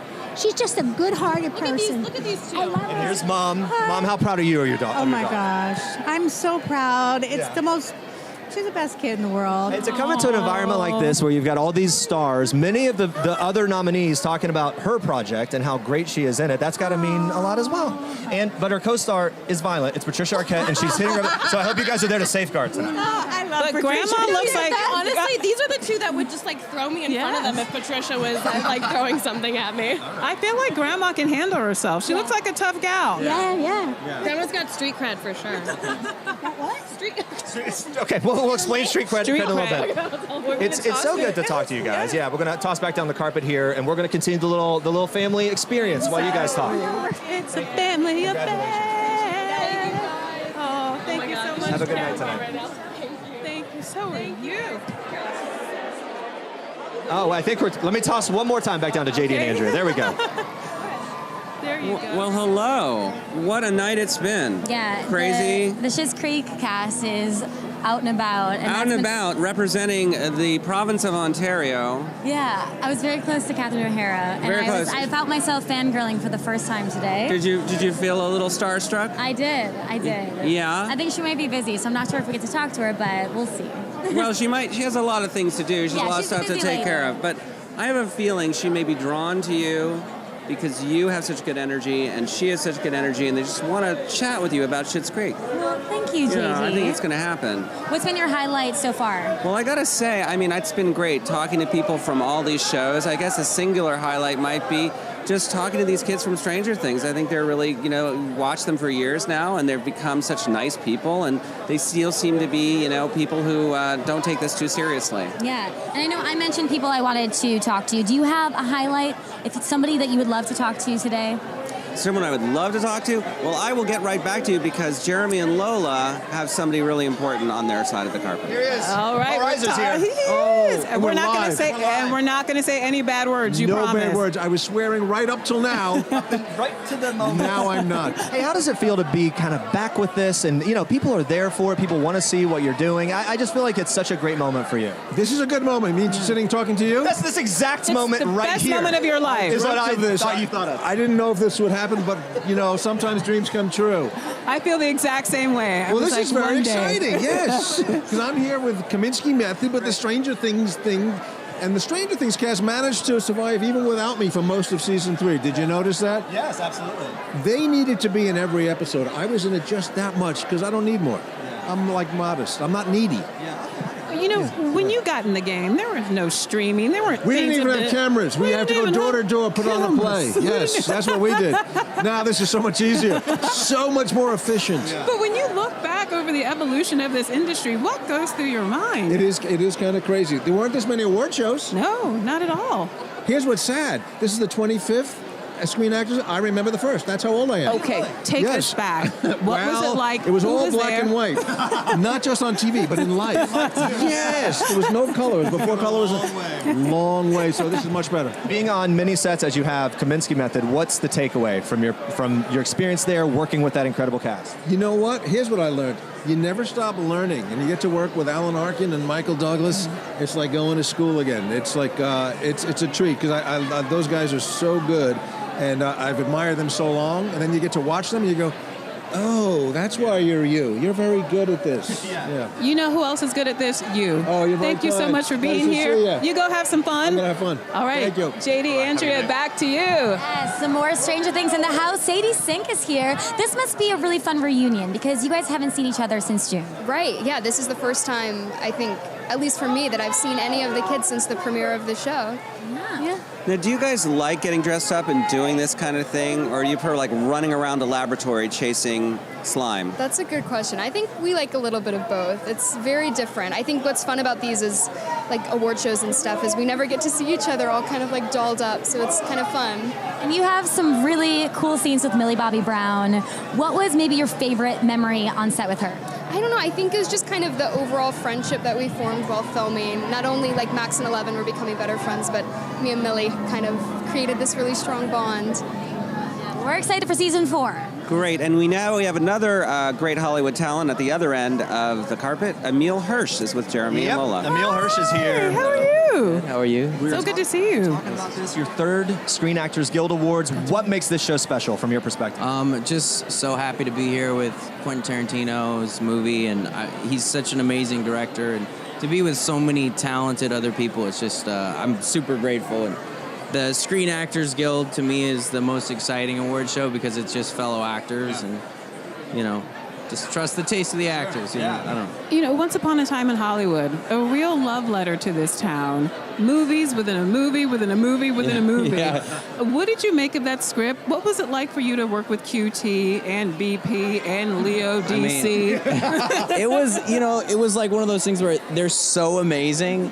Half of the job is just trying to stay calm on set because you're like, there's Quentin Tarantino and Brad Pitt and Leonardo DiCaprio, and who am I? You know what I mean? It's easy to get nervous in that kind of environment, but you just got to believe in yourself and believe that Quentin chose you for a reason. He brings you there because he thinks you're the guy for the job. If you did have something to take away from that experience with Quentin Tarantino, a nugget that you will tell your acting friends from now until forever, what is it? It was one thing I saw. He was rewriting the script one day, and he had a pen in his hand, and he was doing it with pen. And I asked him, I said, is that how you write scripts? He goes, oh yeah, only. Really? Oh, yeah, he only writes scripts freehand, which I thought was amazing. So he's got notebooks somewhere with all of it in there. So since then, I worked on I've been doing a little bit of writing and doing some music lately. Okay. And so everything is always freehand. There's no typing or anything like that. Really? Wow. Yeah. Give us a taste of the music. What kind of... Yeah, it's kind of like synthwave. Like if you like Depeche Mode, that kind of vibe. And electronic stuff. We put out an album under just my last name, Hirsch, and it's called Mnemonic, like Johnny Mnemonic. I love that. Yeah. You know, it's the top of the year. It's the top of the decade. People have got New Year's resolutions. Do you have any? Have you broken them? I've already broken all of mine. Yeah, I mean, mine was to just like get in really good shape. Yes. And I went to the trainer once, and I think he was so like, you are so out of shape right now that his training me was like he punished me so much to where I was laying on the floor of the gym, like laying there, not being able to move, to the point where the trainer came up to me afterwards and he's like, I'm sorry I put you through that, man. And I was like, dude, like, that's weird. Like, relax. It was like at weird. all. Yeah. Right. I was like, I was tired for like 5 days, so getting in shape. Good luck finding a new trainer. We'll let you go. Emil, thank you. It's great to talk to you. And we're going to go back down the carpet there to JD and Andrew. Like literally. All right, we are here with Madeline Brewer from The Handmaid's Tale, also Hustlers. How wild was that experience? It was the greatest thing ever, pretty much. My first day is a scene where, spoiler, I give up Jen and Constance, and my very first day, I'm shaking like a leaf, which happened to like work with the scene because I'm supposed to be kind of like messed up anyway. So it was great. When I first met J-Lo, I honestly kind of blacked out. It's J-Lo. What was your reaction? I mean, I was scared to death, but just being in this presence of someone I've been listening to her music and watching her style and her acting for decades. And she saw me so nervous and was like, "It's okay, baby, you're doing great." Like, I was like, "Oh my God, Taylor just called me baby." So Does she still call you baby? I haven't seen her. I haven't seen her tonight. Well, you will see her tonight. And the thing about the movie is that it was really grueling physically, as well as being, it was a pretty intense shoot. And she looks amazing. You guys do, it's sort of like a buddy crime movie within a movie and very intense. And your character is kind of messed up. Yeah. So yeah, it was. I got to be. I channeled like a little Joe Pesci. I feel like in it, just a little like wild. I'm also just like gross obsessed with like Casino and all of that. So we were calling it when we were prepping, it was like, this is Goodfellas. This is Goodfellas. It's basically the same kind of story, but different set of circumstances. But it's the hustle. It's making money. It's doing maybe little bad things, but times are tough. Well, you're so great in it, so congratulations. Well, Joe Pesci has never been more favorably compared to a performer. There we go. You guys are dead ringers for one another, so it's very exciting. I'm going to take it back to the top of the carpet with Jeremy and Lola. Thank you, guys. Woo, Here we go. Right. So you just got back from Ghana, and here you are at the SAG Awards. Yeah, it's a great kickoff to the year. I went to Ghana with the family. I took them to, it's the year of return, so 400th anniversary of the beginning of the slave trade. So the president of Ghana basically called for a year of return for people to come back to see their homeland and that sort of thing. And it was a truly spectacular trip. All the feels, my kids. It only costs $200 to send a kid to school to this one organization, and my 11-year-olds decided they were going to sponsor this one kid that they became buddies with. And so I had my parent moment. I was like, I'm not going to cry. It was like I was so happy. It was a fantastic trip on all fronts. Just got back, and here at the SAG Awards, I'm on the awards committee, so I'm technically one of the producers. So we were crazed with that as soon as we got back, at the ground running, shooting Station 19 and Grey's Anatomy, and we premiered those on Thursday night. So And you have a crossover episode. Oh yeah, it's all popping up. Thursday night, 2-hour crossover, Station 19 and then Grey's Anatomy. Anybody who saw the Grey's Anatomy winter finale, Ben and Bailey suffer a miscarriage.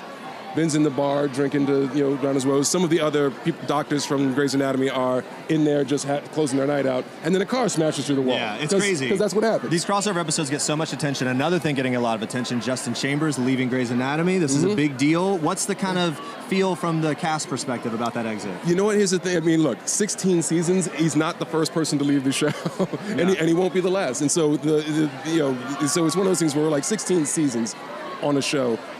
You have to salute that. That's an amazing achievement. So, really if he says it's time, it's time. Yeah. Now, you were at the EW party last night having a good old time. Yeah, having a good old time. And Too long. I'm not going to put you on blast, but you were having a good time. I put myself on blast. But before you got into the party, you told us a great story about how you got your first SAG card. It involved Denzel Washington and a demon. Yeah. Tell us more. So Denzel Washington did this great movie called Fallen that Gregory Hoblit directed. And the whole hook of the movie is that it's a demon that jumps from body to body to body. And so it makes it hard for the detective, Denzel, to track the demon. So I play college kid. And the demon jumps into me for all of about 5 seconds. But I got my SAG card off of it. And so, it's like people walk up and touch each other. Wait, that's what it is. So, time. Oh, you remember? I remember that movie. That's the demon sings that every time. So, yeah, he sings it a lot. And that was one of the hooks of how they knew who the demon was. There was a whole rehearsal with all of us trying to get, the demon would sing that song. And it was really creepy. Oh. And we would all, hum it at different times. So they had a whole rehearsal to try and get us all to have the same kind of mannerisms when we were the demon. Oh. And, and it was just hilarious. See you later and you look and start singing that song, we're all going to freak out. Just FYI. Hey, have a good time tonight. See right there. Still got it. No, deserve that SAG card. Hey, it's really good to talk to you, man. Thanks so much have a good night being tonight. Here. We'll see you inside. Have a blast. So, guys, he leaves, and then the cast of Parasite makes their way up. Hello. Hi, everyone. Hello. Okay. Hi. Hello. Hello. How are you? Hi. It's so good to talk to you all. Look, we've got a lot of people here. Yes. I'm gonna scoot out. We'll bring you I don't here. know where to begin, except that I know where to begin. Okay, well, let me say this. There is one movie that everybody is really talking about, and it's Parasite. It's got to feel good to walk onto this stage, into this environment, and have the biggest stars in Hollywood buzzing about what you've been working on. 스타들이 기생충에 대해 얘기를 하고 있는데 그게 어떠신지. 방금 들어오다가 톰 행크스 아저씨 만났는데 기생충 얘기를 많이 해주셔갖고 즐거운 대화 나눴어요. 글렌 클로즈님도 그러고. On our way in, we met Tom Hanks. He had such good things to say about Parasite. We also met Glenn Close, so it's been great. This is my favorite film of the year and one of the best films I have ever seen. I've told everyone that it is a socio-political thriller that's laugh out loud funny. How did you manage to strike the perfect tone and balance all those different beautiful storylines? It was masterfully done. 아니 뭐 직업이니까 그걸 늘 하죠. 예, 열심히 하고 있어요. 직업에 맞춰서. 예. So it's my job. It's my job Okay, to got do it, that. yeah. So I'm Sorry, trying my I love the best. delayed response, right? Like, what's so funny? It's his job. It's what he has to do. That makes sense. For you, talk about working on this project. What will your personal takeaway be from the experience? 작업한 경험이 어떠셨는지. We are enjoy working with Bong, and he was 그 우리의 창의성을 굉장히 높여준다고. He always manages to enhance our creativity for all of us actors. There's a moment after the flood when you're in the church and you're sitting there, your character is debating the philosophy of life.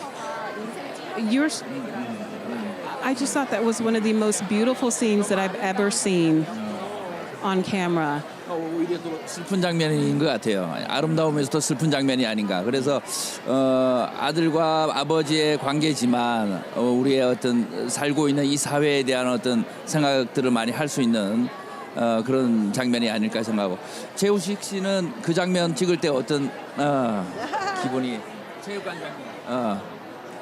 So it's a beautiful and sad moment between this father and son relationship, but I think that can be expanded into our entire society. And he asked what Cheo-sik thought of that scene. Sorry, I didn't get the question. What was the question? 강당신에 대해서 어떻게 생각하셨는지 그 무계획하는 장면. I don't know. We just went along with the script, and then we just had fun with Song Kang-ho. So You're actors. You're right. You read the script. It worked. Congratulations on one of the most talked about movies of award season. Have a great time tonight. We're going to head back down to the carpet to JD and Andrea. Take Yes, it away, we're guys. with Mike Moe, who plays Bruce Lee in Once Upon a Time in Hollywood. First time at the SAG Awards, so walk me through it. How you feeling? This is like it's like prom all over again. It's so exciting. All these beautiful people, just so many talented people in this room. It's a lot of fun.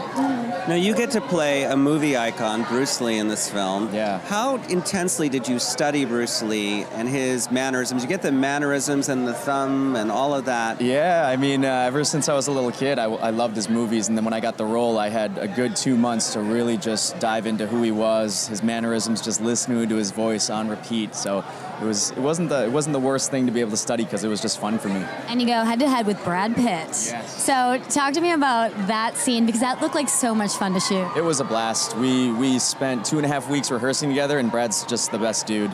So just training together, and then finally we took a whole week to shoot it, and it's just a lot of fun. QT's a great director, and Brad's an awesome scene partner. I mean, I know you didn't actually get thrown into a car, but were there any? Oh wait, like actually? That was me.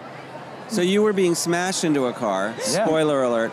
It looked very intense. Did you get pretty banged up from the scene? You know, we had a great stunt team, and my stunt double, Brian Cartago, he tested everything, so I trusted them completely. We did it 2 times, got up, dusted off, and that's it. Well, congratulations on a great performance. All right, going back down to Jeremy and Lola with Billy Crudup. Yep, here we go. Billy Crudup is here from the morning show. I was just saying this to you, my friend. I can't get enough of your character. He just walks this line of making the tough decisions, but also he's just riding the wave.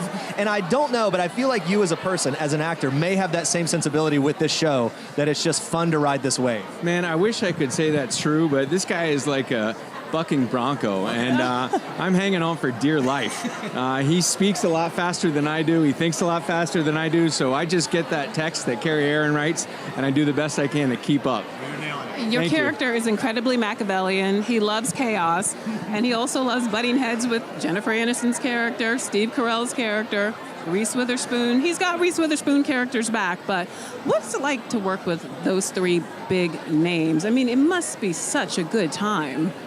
All you hope for when you become an actor is to work with people who you've esteemed your entire career and who you can learn from and who will make you a better actor for working with them. And all of that's happening for me right now. And I've been around long enough to know when it's nice, and it's nice right now doing this. Well, I'll tell you, it's been interesting. We've been following along as Jennifer Aniston has dove into the world of Instagram. And I just wonder, because so many of us can't put our phones down, we're constantly posting or mulling over what to post next. Has she gone that far to kind of, hey, quick selfie on set? I don't know how extreme we're getting here. She has not. Okay. Reese is locked in, but I think she's got teenagers. Okay, so right. she's like in that loop all the time. Makes sense. But no, not Jen so far. Maybe next season will be a different deal. Yeah. All right. Makes sense. Okay, we're going to let you go have some fun. Thanks. We'll see you soon, all right? Nice talking All to right. you. Have a good time All tonight. right. Congrats again. Andrea, JD, what's going on down there? One of my favorite people ever, Anthony Kerrigan from Barry. How you feeling? I feel great. I feel so happy to be here. It's actors celebrating actors, and we just love celebrating ourselves. But you hurt yourself a little bit, right? Are you feeling better? Yeah, I am feeling better. I kind of threw my back out, so I'm kind of hanging in there. Nothing like a nice little tuxedo to just kind of like improve your posture. Did you do this on set, or is this a workplace injury? No, it wasn't even. It was the very guy. I wish I could have said it was from rock climbing, which I did 2 days ago. It's epic rock climbing. No, I was on the couch and I sneezed and I threw my back out. It's the most embarrassing thing that I'm telling on television. Yes. Well, we're glad that you're feeling better. You look amazing. Have so much fun in there. Thanks for stopping by. Going back down to Jeremy and Lola, Michael Douglas and Catherine Zeta-Jones. Yeah, Michael here we go. Douglas, Catherine Zeta-Jones. Two How legends you doing? putting the phone away. Are you on Instagram? Are you doing? I'm learning it. Are you? I'm Okay. learning I'm trying to follow this, because now you can get a job based upon how many Instagram followers. So we're just looking for more work prospects here. He's doing good. Yeah, he's doing okay. And you guys are doing okay. You just celebrated a wedding anniversary, a couple months ago. 19 years. anniversary. Yeah, 19 years together, 22 or something. Yeah. Yeah. How did you celebrate? It goes fast. Not too We fast. actually just with our kids and just we thought we'd do a party on the 20th. That's a biggie, I guess. Yeah, that's a lot of fun. How much are you loving this show, and then getting the accolades for it along the way? It's great. I mean, it's as good a writing as anything I had in feature films in a long time. Chuck Lorre's is fabulous.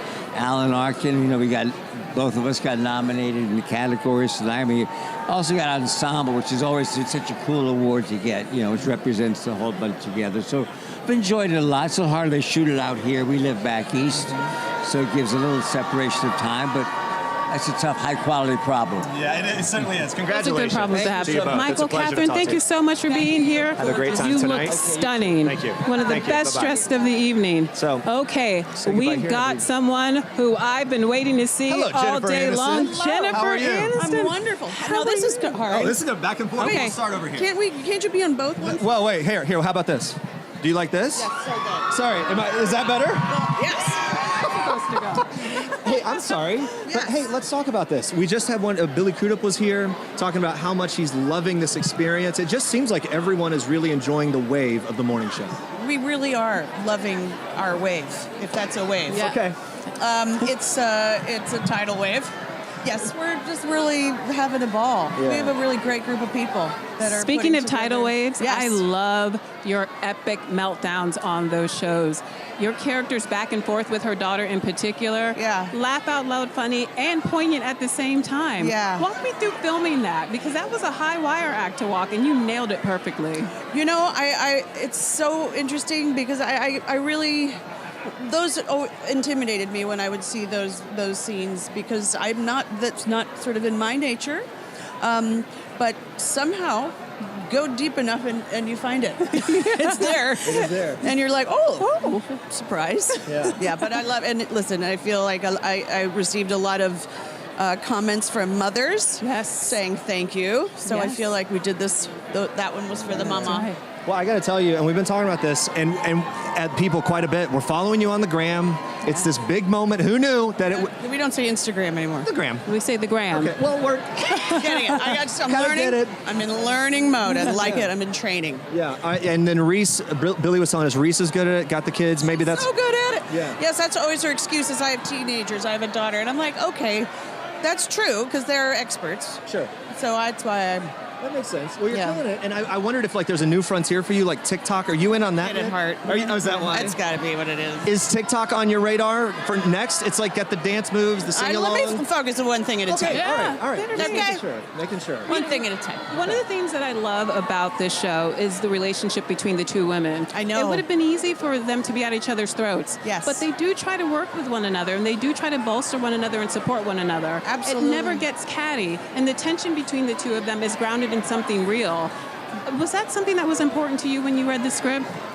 Yes, absolutely. It's also, there's the one character is sort of hitting a plateau, and the other is just beginning, and she's eager and excited, and has that heat, and they're sort of intimidated by each other, but yet also really respect one another. And if ever there is a moment that feels heated, it's always coming from a place of some sort of insecurity or fear, and it's never an intentional barb, from an ill, a mean-spirited place. So. I know we've got to let you go, but we've got to talk about the wardrobe. Fantastic on the morning show. Yes. Are you nicking any items? Please tell me you are. Nicking items. I try not. I only nick what they allow me, but it's also very. I don't walk around in Dior suits necessarily, but if I were to, I'd nick them. Okay. We got to get you down the carpet. It's a pleasure to talk to you. Congrats on everything. Have fun tonight. We'll go back down the carpet to JD and Andrea. Well, there have been some great journalists portrayed in Hollywood. There's been Woodward and Bernstein, but no journalist has been greater than the one named Zuckerman. Here she is from 90210 and the president of the SAG-AFTRA Union, an incredible person, Gabrielle Carteris. Thank you for stopping by. Oh, thank you. That was so kind. Oh, what an intro, JD. Well, I like the show. That was what can I say? What a great show. Thank you. So they were just talking to Jennifer Aniston, and you actually go way back with her. We do. We go way back in New York when we were both doing commercial auditions and just trying to get a job, coming out here to Los Angeles. We got the shows around the same time. We used to take each other out after auditions. Whoever booked the job had to take everybody else out for dinner. So we've had our time together. And I said to Jennifer the other day, I said, enjoy this moment. It's like a rebirth in a different way and so deserving. So I'm excited for her. Well, we are going to go to another kind of journalist, Roger Ailes, played by John Lithgow, at the top of the red carpet. Thank you so much, Gabrielle. John Lithgow, we were just talking earlier about you portraying Bill Clinton and Hillary and Clinton. You were phenomenal. Watching you eat pizza was a joy for me. But now you're playing Roger Ailes. Yeah, I did a lot of eating as Roger Ailes, too. Yeah. I can imagine. I mean, just about 3/4 of my scenes, I was eating something. Donuts. Yeah, you can tell, and you can see the results. Well, and we were also bouncing off of that and saying, as an actor, it must have been interesting. You get in there, you want to find the human connection. What was the human connection that you found with the character of Roger Ailes? Roger Ailes was, he was an enormously charismatic and powerful person who had a lot of devotees and followers among the people he worked with. He was troubled and flawed, but just by coincidence, he was a human being, just like all of us. It was fascinating to research the man. The most interesting things I found were from people who did know him. Most recently, after I'd even played the role, I was picked up at the airport by a driver who had been his go-to driver and security man, who was completely devoted to Roger. And Roger Ailes had even remembered him in his will. You hear things like that, and you say, well, the conventional wisdom occasionally has to be shaken up, especially if you're doing a sort of so-called nonfiction drama. You've done such a great job with this. Thank you. It's a pleasure to talk to you. Have fun tonight. Thank you. Back down to JD and Andrea. All right, we're here with the one and only Brett Gelman. Brett, you've played many characters, but few that are as admirable and do Americans as much justice as the one you currently play in Fleabag. Yeah. A real role model. Yeah, no, really. Somebody that the whole country can be proud of. Yeah, no, that was my goal with the role, was to represent our country in the most respectful way I could. And husbands, let's not forget. So good. Yeah, for men in general. I mean, men he's really in general. a great example of a guy. Mhm. No, it's really fun to play such a flawed human being. Yeah. And looking great. GQ just named you Best Dressed of the Week, right? With Andrew Scott. How does that feel? It feels great to be on a list with Brad Pitt and Will Smith and Michael B. Jordan. It's great. My fellow castmate Andrew Scott was also on there, so bringing that Fleabag solidarity there. Yeah, it's nice. No, it feels great. I love clothes. Yeah.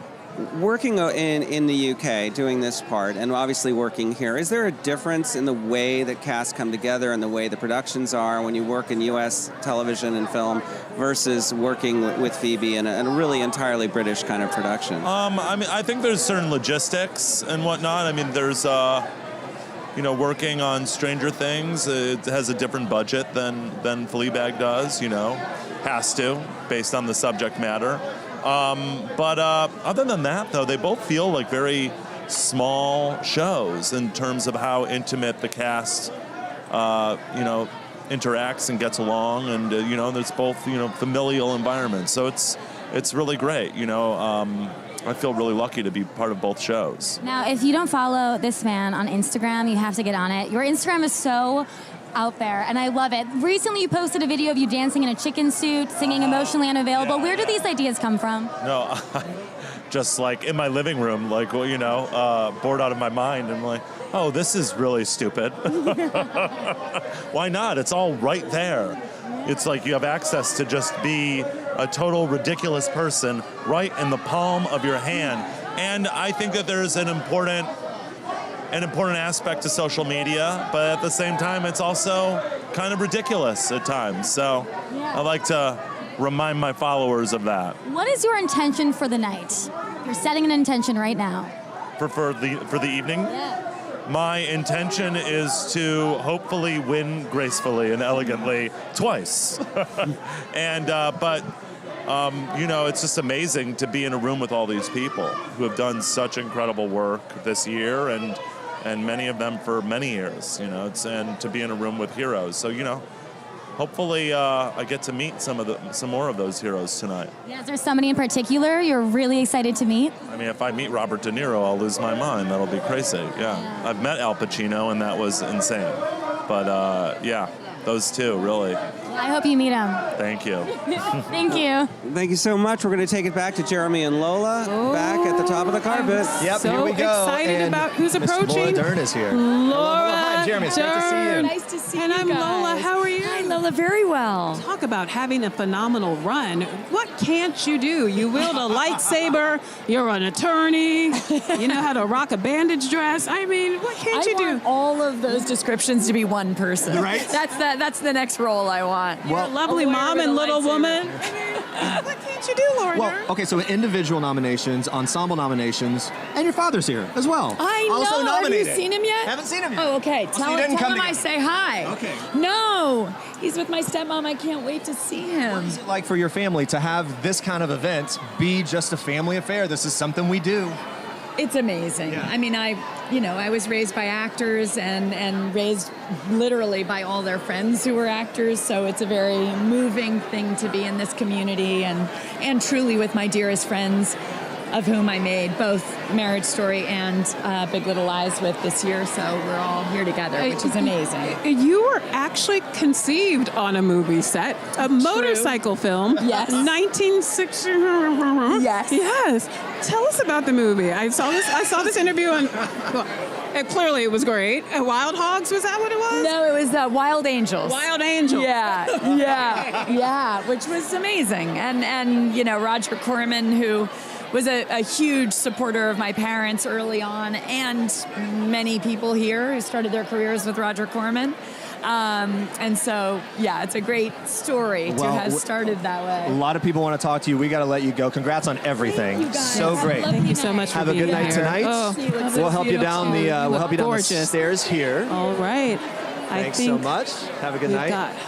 The stars are just falling upon us. We're in the thick of it now, and as the stars are showing up here at the Screen Actors Guild Awards, Scarlett Johansson is here. Hello, how are you? Johansson. We are live here, and it's so good to talk to you. Oh, good to talk to you too, live here.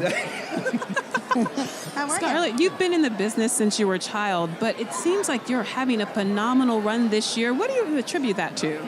I really was fortunate to work with some incredible writer-directors this year, and I think sometimes it seems like there's more opportunities for women to have roles that are not, you know, the kind of sidekick, wife, other woman. You know, we're seeing a lot of opportunities for women to really play real, fully realized people, and so I attribute it to that. Yeah, no, 2 individual nominations. Marriage Story, so great. And I got to tell you, watching the scene with you and Adam Driver, this long, drawn-out fight that goes on, not one moment didn't feel completely real and authentic. I feel like that's something for anyone to pull off.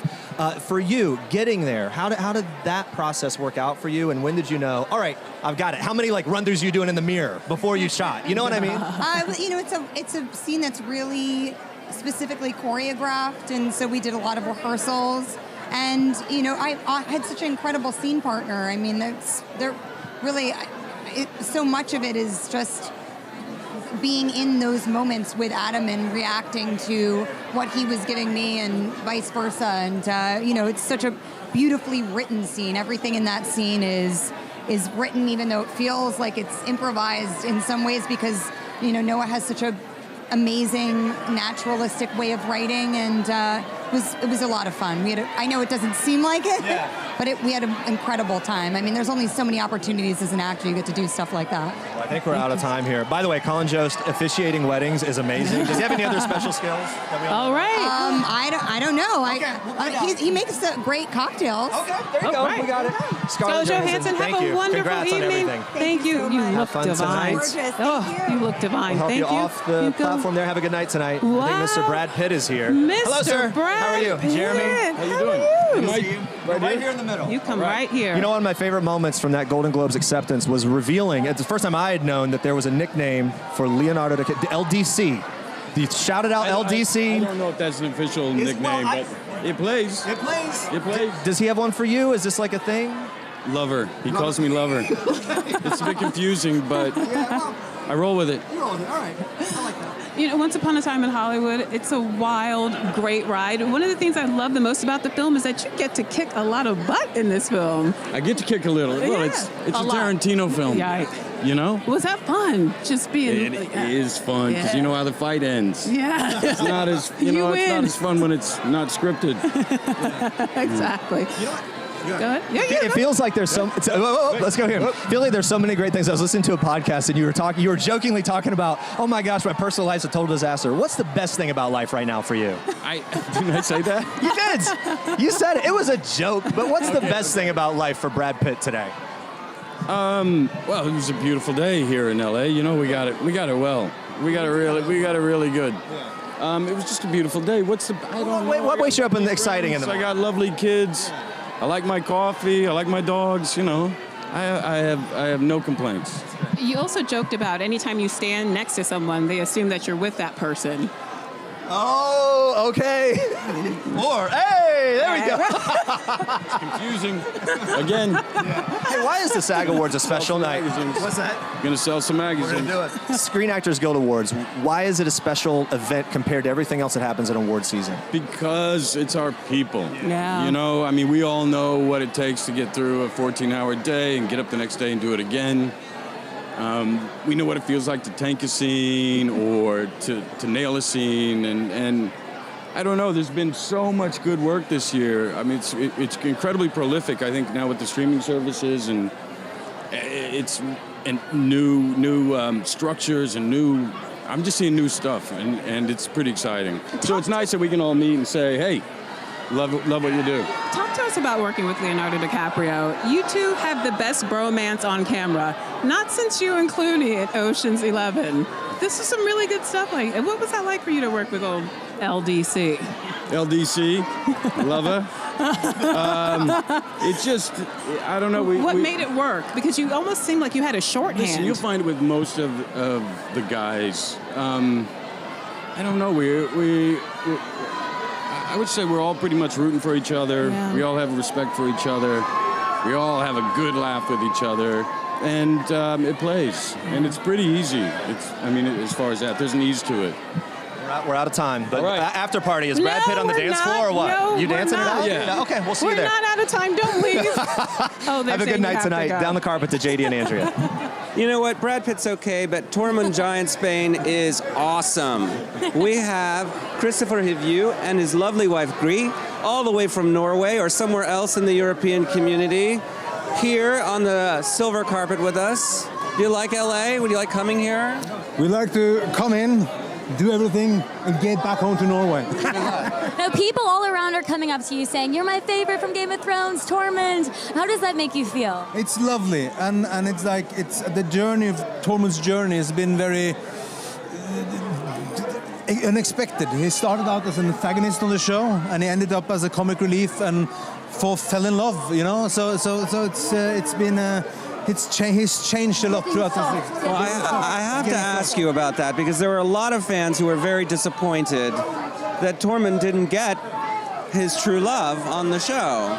She made some bad decisions. Yeah. She went off in the wrong direction, and then you're wandering away into the wilds. What happened? Well, I don't think she ever liked him much, so I don't think there was ever a chance that it could be them. But no, but he did his best, and he wasn't very good at it. No. I'm not following those conspiracy theories. I think she always wanted to be with him. And they were perfect for each other. It was a shame. You're also famous in the United States for doing a lot of commercials. You work here a lot now. Do you like working in America as an actor, and how is it different than, jetting all over Europe doing these swashbuckling epics? Well, you shoot everywhere nowadays, and we have kids back home, and we like to stay home as well. So it's like getting forth and back. Forth and back. Yeah. So you travel. That's the fantastic thing. Well, like the Vikings, roaming the seas, finding new places to be. I'm going to toss it over to the top of the carpet where Rachel Brosnahan is talking. No, we're actually going to stay here because Rachel's right here. Oh, Rachel's here. Yes, thank you so much. I messed that entire transition up. You're doing amazing. And it was crazy. Thank you so much. But that was just fun anyway. And nice to see you. Rachel Brosnahan is coming Rachel in. Brosnahan. Come in. Midge herself. Rachel, I want to tell you that I thought you were at the other side of the carpet, so I did a whole spiel about how you were there. Oh, no. But now you're here. Oh, dear. It's sort of mortifying. But you know about live performance now, that you have been playing this part. Have you gotten good at comedy? Do you think you could do stand-up now? No. I bow down to stand-up comedians. It's a really, really hard job, and I can't imagine having to actually do it. What happened there? I just got photobombed by a very handsome man. Maybe look for him later. I just heard that you had an injury, right? Because of the corset. What is going on? Clear this up. Blown a little bit out of proportion. What really happened? Very minor injury. But I wear a corset on the show. It's not meant to make me smaller. It's just meant to make my waist longer to fit the style of the time. But we talk so fast on the show that you don't necessarily breathe very deeply, and so I have sort of fused some ribs together or something, some very physical therapy speak, and I'm working on taking deep breaths once more. Okay. Now season 4 is going to be coming out. It was announced. Very exciting. So you haven't started filming yet, right? We'll start filming probably late spring. Okay. What's one thing that Midge hasn't done yet that you would love to do? Oh boy. Well, Amy keeps telling me that the audiences are just going to get bigger and bigger, and that one day she might play a stadium of some sort. So I don't know that I want to do that, but some part of me is excited to give it a whirl. And when I interviewed you at the Emmys, you said that you keep your awards on the toilet because it's New York, small part. So how many more awards is it going to take for you to make its case of its own? I think we are putting a shelf in. We've gotten a lot of grief about the toilet storage, and so a shelf is going in, I promise. Okay. Now, you got this weekend, and then Sundance starts, and you're in a movie with Benedict Cumberbatch that's going to be premiering at Sundance. Yeah. Total different tone shift. Working with him, what was that like? Oh, it was so amazing. He's a consummate professional. He's so talented. I've been a fan of his for such a long time, and to be able to watch him work up close was really fantastic. We're excited to share the film. Well, thank you so much for stopping. I love you so much. Also, just found out you were born in Milwaukee. Yeah, so we have that in common because I'm from Wisconsin. I didn't know that. Yeah, I'm from Wisconsin. How funny. I know. Congratulations on everything. And yeah, take care. Have a fun time. All right, we're staying here because Maya Hawke is joining us now. We're going to get the wonderful Maya Hawke from Stranger Things. Hello, you look beautiful. How are you feeling? I'm my best. I feel really good and nervous and happy to be here and honored, and meeting lots of people that are amazing. I'm such a big fan of the Marvelous Mrs. Maisel. That was so cool to see her. You were so great in Stranger Things. Thanks. Amazing. It's like a little reunion here. What has it been like seeing everybody? Oh, it's been really amazing. I mean, it's such an incredible honor to be a part of that ensemble. Everyone comes together and works so well together to tell that crazy, wild, powerful story, and I feel so lucky to be a part of it. All right, we could talk to you forever, but we got to head back down the carpet. Had so much fun today and Nice to tonight. see you. We're heading back down to Jeremy Lolo with Charlize Theron. Yeah, here we go. Charlize Theron is here talking about many things and enjoying the accoutrement down the middle of the part. That looks amazing. What's the look here, if you had to describe it?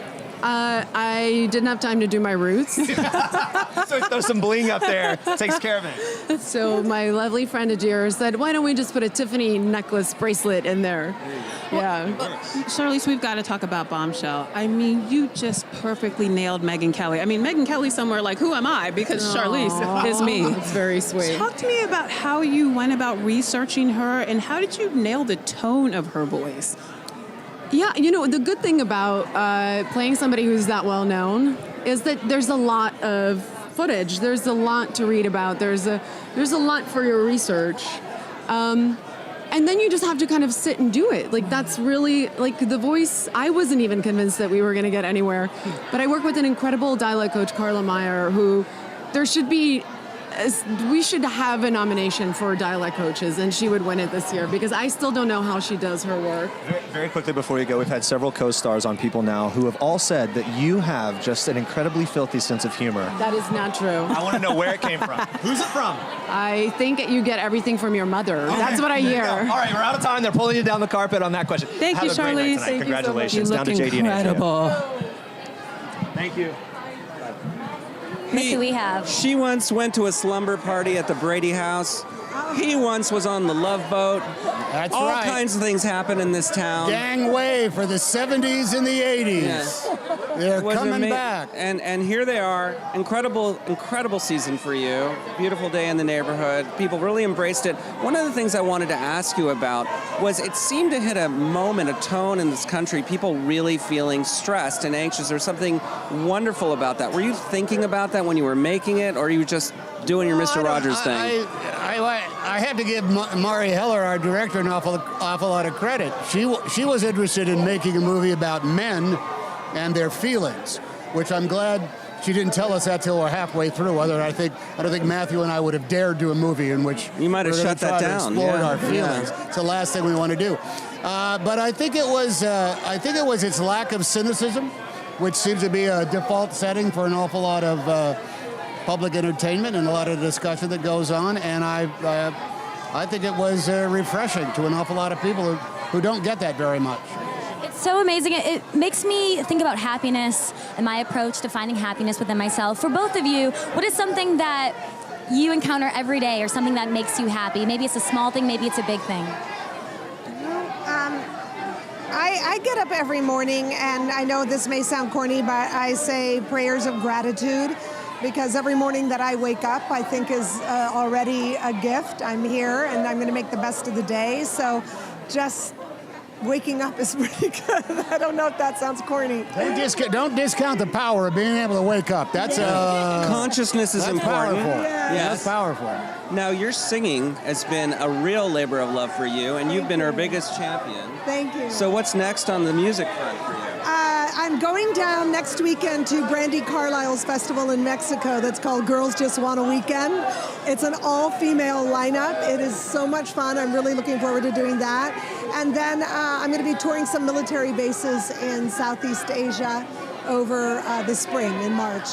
How proud are you of her and all the work? I have new albums, new music coming out. Being able to go to a club and watch her sing, or go to a big venue and watch her sing, or listen to her stuff, it's a delicious meal for me. I just get to sit back and take in beauty and grandeur, and her dedication is a great inspiration. I gotta say. You two are so busy, but I want to know if you get a night off. What is a date night for you two? Sweatpants. A good movie on DVD. Changed a little bit, right? We're happy to stay home on a date night because we go out so much. So it's really, really nice to just stay home, watch a great movie, stream something. Here's where I know the night like that is going to be great. when she says, "Hey, honey, can you whip me up a little martini?" And then I know. There it is. It's going to be a nice night. There amongst the typewriter There it is. collection and the music, it happens. A beautiful grand couple on a beautiful grand night. Thank you guys for stopping by. Thank you. Back to see Jeremy you. and Lola. So great to see you. All right, here are the real stars, Yes, everybody. that's right. Right now we're joined by People Editor-in-Chief Dan Wakeford and Zoe Ruderman, editor of People Digital. How are you guys doing tonight? We are having a blast. It's amazing. The biggest red carpet in years. It really is. I'm still coming down from that Brad Pitt high, so I don't know if I can form complete sentences yet. I'm coming down from it too. I Let's need talk a about cigarette. Dan, this is your first year as the king of people running the show here. How is the SAG Awards feeling a little different to you? Well, I think they all came out for me tonight. I think There's that's so right. Yeah, many yeah. They heard. stars. I mean, it's so exciting here because it's like big stars, big performances. It just makes for an amazing show and an amazing evening. It really does. Zoe, tell us what we can expect inside and what's in those gift bags. This party is always so much fun. I feel like people come to party, they drink a lot, they're all celebratory. There's no press except for us inside, so we kind of have to kick them off the dance floor at the end of the night. I want to see Leo dancing. I want to see Brad dancing. I want to see Jeremy in the middle of that dance. I will gladly get in the middle. I've been working on my really sad skills. It's terrible. It's embarrassing. I'll try. Let's talk about this. People has managed to maintain a really good partnership with the Screen Actors Guild. Why has that been so important over the years and as it continues to move forward in years ahead? I mean, I think the SAG Awards is really important to us because they celebrate two things as really big for people. They celebrate actors. We've had a lot of actors on the cover of the magazine over the years, obviously. But also they celebrate giving back. And these are two things that we love at People. So we've been a partner with them for 24 years. It's a great organization and does great work. So. Really quickly, other than Brad Pitt, who were each of you most excited to see this evening? And you, Zoe. I mean, I'm excited to see Jennifer Aniston, Charlize Theron, Leo. I mean, there's so many names. It's like the most A-list list that it's been in a really long time. I saw Cynthia Erivo pass by, and I want to see her whole look. I want to see that dress again. I want to see the diamonds. I'm really excited about it. You know, we were talking about this. You got the A-list stars, but the work that they're doing, the projects, the movies and TV shows that they're all participating in are just incredible. For your personal taste, what has really stuck out to you this year? I loved Marriage Story. It was my favorite. I was scared to watch it, but I loved it. I thought every single performance was unbelievable. That's a good one. Good choice. Dan, how about you? I loved Charlize as Megyn Kelly. I thought that was just flawless and so eerie. And it's just like her versus Renee. It's crazy. You've got two people who'd win any other year, like competing against each other. That's going to be one of the toughest categories of the night. But if you're a betting man, and I have heard you are, who do you think is going to walk away with the grand prize this evening? I mean, I think it's interesting because it's all actors voting for this, so it's very much about the craft and what they see in the role. I think it's likely to be Renee. All right, I guess we have Harvey Keitel down the carpet with JD and Andrea. Thank you both for being here tonight. Thank you. And we'll toss it down to you guys. We're here with the amazing Harvey Keitel and his lovely wife. Nice to see the two of you together. Daphne, nice to see you. I would love to ask you now, when Al was talking the other day, he was talking about the fact that he has known you. You guys have all known each other for now, almost half a century. So when back to Mean Streets. Is it nice to get together and do this all again, or is it just a pain in the neck to walk down and talk to me? No, never a pain in the neck. We're here to celebrate our work. That's a wonderful thing. And one of the things about this film that people say is that really in some ways it completes a story cycle that you guys began telling through many other films in terms of... Our story cycle is not completed. No, there's more stories to do. There's more stories to tell. Yeah. Well, the SAG Awards is all about the actors. The SAG Awards is all about the actors and celebrating actors. Do you remember the first project that got you your SAG card? It's probably something I lied about. It was very difficult to get a SAG card back in those days. I don't remember. Well, I became a member of Actors Equity first, because in New York at that time, the honorable thing was to become a member of Actors Equity. That's right, I got it now. And then you could purchase your SAG card without being in the movie. But you couldn't do it reverse. Actors Equity would not take you if you only had a SAG card. And for all the actors out there watching, I mean, you're such a legend. You've done so many projects. What is your biggest piece of advice to actors out there trying to make it in this business? To remember a message of the great Konstantin Stanislavski, Russian director who was the father of our method. There are no small parts, only small actors. Okay. When you worked on this project, when you got the call to do this, do you remember did you even hesitate a second to get back? I mean, obviously Mean Streets, Taxi Driver, all the movies you've done with Marty. Was there any, hesitation to get back together with everybody? And how long did it take you to sort of prepare for this particular part? There was no hesitation at all. The script was terrific, and we were eager to engage each other once again. And for you, what's been the best part about being here and supporting your husband? Well, the weather isn't bad. We're New Yorkers, but we love we love the group that we're with, and we're having fun. It's a bit like a banquet, every night. All right, he's pulling you away. The Thanks for Keitels stopping have by. to go. And go enjoy themselves inside. So we'll toss it back to you guys at the top of the red carpet. Yeah, here we go, guys. We're joined again by former president, creative director of J. Crew, Jenna Lyons. Jenna, let's talk about some of your favorite looks tonight. There were a lot. I mean, I think one of my favorite looks with Catherine Newton. I don't know if you saw her in the beautiful neon gown, and Cynthia Erivo, one of my own personal faves in that. Head to toe, right? And the jewels and everything. The beautiful necklace that trailed down the back of her neck. It was stunning, absolutely beautiful. I think both of the boys, Andrew and Brett from Fleabag, I don't know if you saw them wearing a little mauve-colored tux and a deep jewel tone.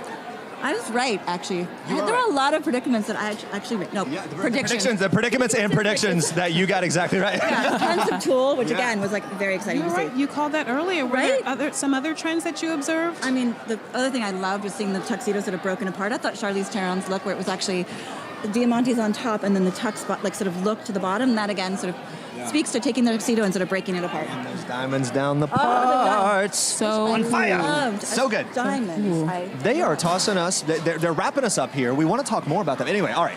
Let's toss back down to JD and Andrew. Well, few people have done more for siblings or intense professional women, or in fact, anxiety in general, than Sean Clifford on Fleabag. Sean, one of the great things about your character this season is when you first meet her, she's not very likable, let's be honest. And as you get to know her, I beg to differ. you get to let me finish. There's a good part. You get to know that she's actually extremely sensitive and she's actually a caring person who's been through a lot. And was that all revealed to you when you started to read for this part, when you started to read the scripts, or did you kind of get to know her the way we did, more gradually? I've been playing this part for 10 years, but you've only known her for 4. Oh, well, that's true. I did forget the theatrical part of that. Yeah, well, I wasn't in the stage play, but the first incarnation of Claire was in a sketch that Phoebe wrote in 2009. Yeah. So that's the first time I met Claire, and I kind of loved her because just like all of us, I mean, you say she's sensitive, but she's just human, We're all flawed, but perfectly human, I like to say, and I think someone like Claire, and actually all the characters in Fleabag, embody that so beautifully, and I think that's maybe why it's resonated with so many people. And it's just so funny. Also, we have to talk about this pantsuit because this is incredible. Tell me about it. It's a little Zuhair Murad couture suit. I'm a little bit nervous about getting the old flesh out, but yeah, I've had some wonderful moral support from my team, so gone for it, yeah. You look amazing. Thank you. Well, the moral support is important, and obviously this cast is very special. Having had such a long experience with Phoebe and seeing all of that has happened globally with this project must be just phenomenal to you since you started doing sketches and playing that part. Has it surprised you that this has resonated so globally? Yeah, oh my God. I mean, it was almost like there was a void that we didn't know existed, but Fleabag needed to fill it. Yeah, it's been crazy. Like, we're so happy to be here. This is our last award season, or our last awards ceremony in America, and yeah, we're just here to party and celebrate, and it's just been such a wild ride, but we're so happy. Yeah, speaking of partying, who from the Fleabag cast lets loose the most? Say that again? Who from the Fleabag cast lets loose the most? Well, Phoebe. No, Phoebe's like the party starter. Actually, Brett Gelman's pretty good at keeping a party going, I gotta say, yeah. One of your countrymen. Yeah.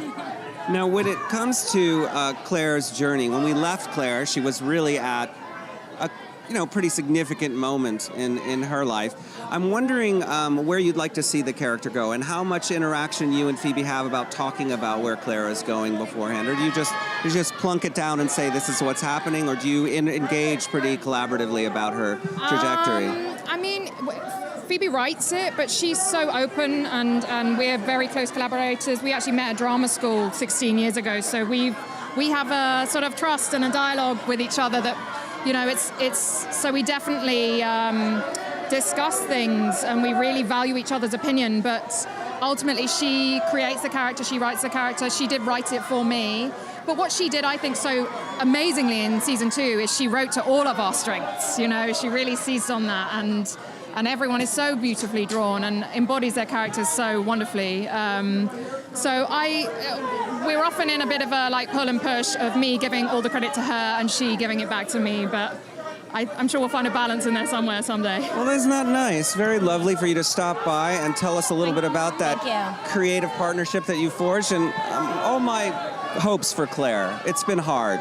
Anyway, we're going to send it back to the Jeremy and Lola at the top of the red carpet. Yeah, lots of hopes and dreams there. And I'll just tell you this, lots of hopes and dreams fulfilled tonight, right? Like talking to these incredible stars. But for you, JD and Andrea, if you had to kind of sum up some of your favorite moments, we're almost out of time here, guys, by the way. We're going to be leading right into the actual broadcast in just a couple minutes. But for JD and Andrea, what were your top moments tonight down Tom there? Hanks. Yeah. Oh, yeah, that was wonderful. And also just seeing everybody mix it up together. I mean, I think one of the best parts of this show is just seeing the juxtaposition of people. Everybody from Brad Pitt to Sean Phillips here. Everybody is so talented and great, and they kind of all admire one another. And of course, Schitt's Creek, seeing those people was fun. Yeah, we had a lot of kids over here. A lot of kids. It was a juvenile arrangement over here. It was good. It was pretty fun. JD learned how to floss. I did. I learned how to floss, and I think I have a future in early childhood education, so I'm good. Also, Rachel Brosnahan was a big highlight for me. I've interviewed her a few times. And you've been on the show. I have been on the show. Yeah, so we have a little connection there. So I always love seeing her, and she's so gracious and wonderful. Yeah. What about you guys? What were you just psyched about? Yeah, thank you. And thank you guys very much. It's been a fun time tonight. Yeah, Andrea was in, what was it, season 1, episode 3. Check it out, guys. Changed the whole series. She plays the murderer. That's not true. Spoiler. I'm going to spoil it. There's one line. Thank you guys very much. Lola, what do you think? What is? Yeah. Brad Pitt. I mean, Brad Pitt. He wanted you. He wanted me.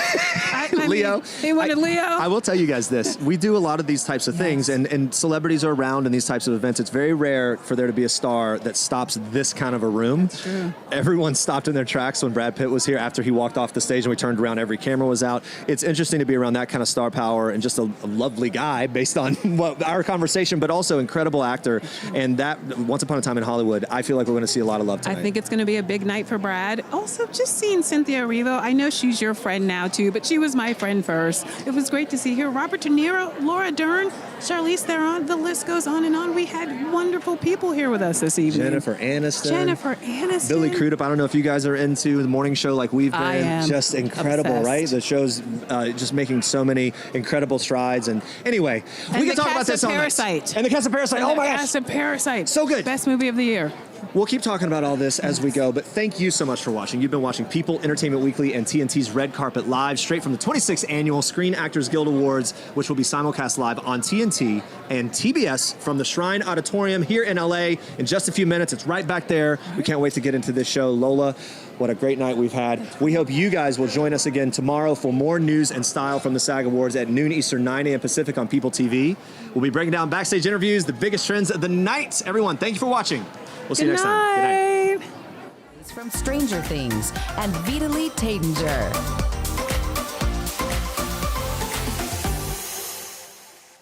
And now, join us for the 26th celebration of the Screen Actors Guild Awards. Hi, I got my SAG card in 1976. It was for an indie film. I don't remember what it was, but it was the 70s and everyone was really, really high. I am Christina Applegate, and I am an actor.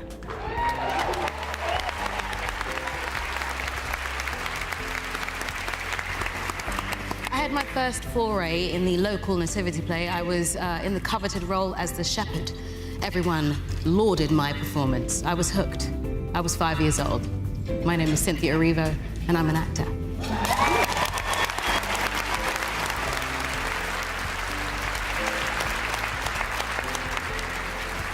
I grew up in Hamilton, Ontario, Canada, which was the Pittsburgh of the North.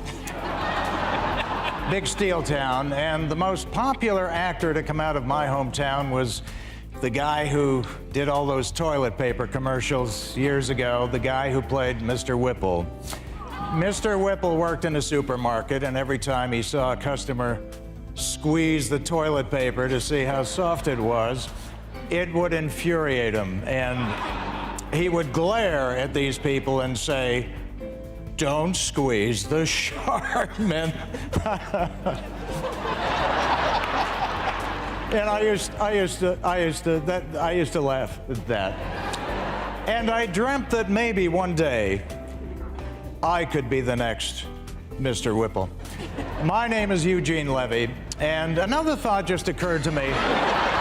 Yeah, when I was 10, back in the mid-50s, I was a big Sid Caesar fan, and I would do my best to transcribe the script from one of his comedy sketches that I was watching on television, in real time, of course, because in those days we didn't have a VCR machine to record and play it back. There was no pause button you could hit and then write it down. I was scribbling as I went there.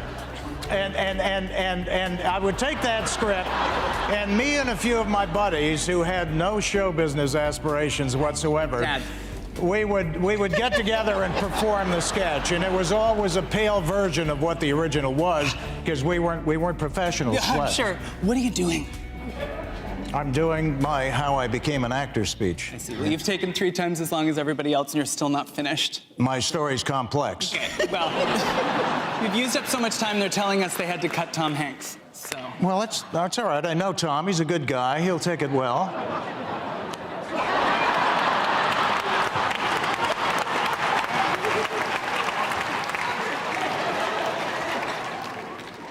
That was the Mr. Whipple look. Okay, can you just sing the line so we can start the show? All right, fine. Okay.